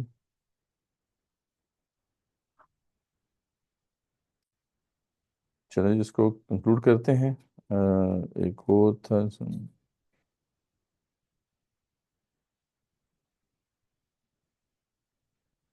یہ اس طرح کی کتابیں ہیں رہی ہیں ہمارے یہاں، لیکن یہ ان کو بھی آپ ٹرسٹ نہیں کر سکتے، وہ ہوتے ہیں شیاطین کی طرف منسوب ہوں، کیونکہ اس کے اندر بہت کچھ عجیب و غریب چیز لکھی ہوئی ہیں۔ تو وہ کتاب جو تھی، جو اصل کتاب تھی، وہ غائب ہوئی۔ اب پتہ نہیں وہ کہاں پہ ہے، شاید اس کا کوئی اس کی باقیات موجود ہوں، لیکن اس میں صفات کے بارے میں بتایا ہوا تھا کہ صفات سے کس طرح آپ اس دنیا کے اندر جو ہے تصرف کر سکتے ہیں۔ تو وہ آصف بن برقیہ اس کے ایکسپرٹ تھے، لیکن بعد میں پھر یہ کہ جو ہے کھو گئی کتاب۔ ٹھیک ہے، سر کشف الموجوب کے بارے میں کیا کہیں گے؟ اس میں بھی اچھی چیزیں ہیں، بعض چیزیں بہت اچھی ہیں، بعض اس کے اندر خرابی ہیں۔ مطلب ہے کہ ان کتابوں پہ ٹرسٹ نہیں کیا جا سکتا، کیونکہ اس کے اندر تحریف ہوئی ہے ساری کتابوں میں۔ بڑے بڑے جتنے رائٹرز ہیں، ابن عربی جیسے ہیں، ان کی کتابوں میں تحریف ہوئی ہے، پھر ایون کہ خود مولانا روم کی کتابوں میں جو ہے کہ یہ اشعار تحریف شدہ ہیں۔ تو اس لیے اسکروٹنائز کر کے اب لیں، اب نالج جو ہے ہماری اس زمانے میں جو بھی کتابیں لکھی گئیں جس کی سند کوئی نہیں ہے، تو ظاہری بات ہے اس کو آپ بڑے احتیاط سے آپ کو لینا ہوگا۔ باطنیہ فرقہ تھا، ایک بڑا خطرناک فرقہ رہا ہے ہماری تاریخ میں، جس نے ان کتابوں میں تعریف کی ہے۔ تو اس لیے اب اسکروٹنائز کرنا پڑے گا، اور اس کے بعد یہ ایکسیپٹ یا ریجیکٹ کرنا پڑے گا۔ تو کشف المحجوب میں بھی اچھی چیزیں ہیں، بہت اچھی چیزیں بھی ہیں، لیکن بہت خطرناک چیزیں بھی ہیں۔ تو اس لیے ہمیں قرآن و سنت ہی جو ہے فلٹر ہے جس سے گزار کے ہم ایکسیپٹ یا ریجیکٹ کریں گے۔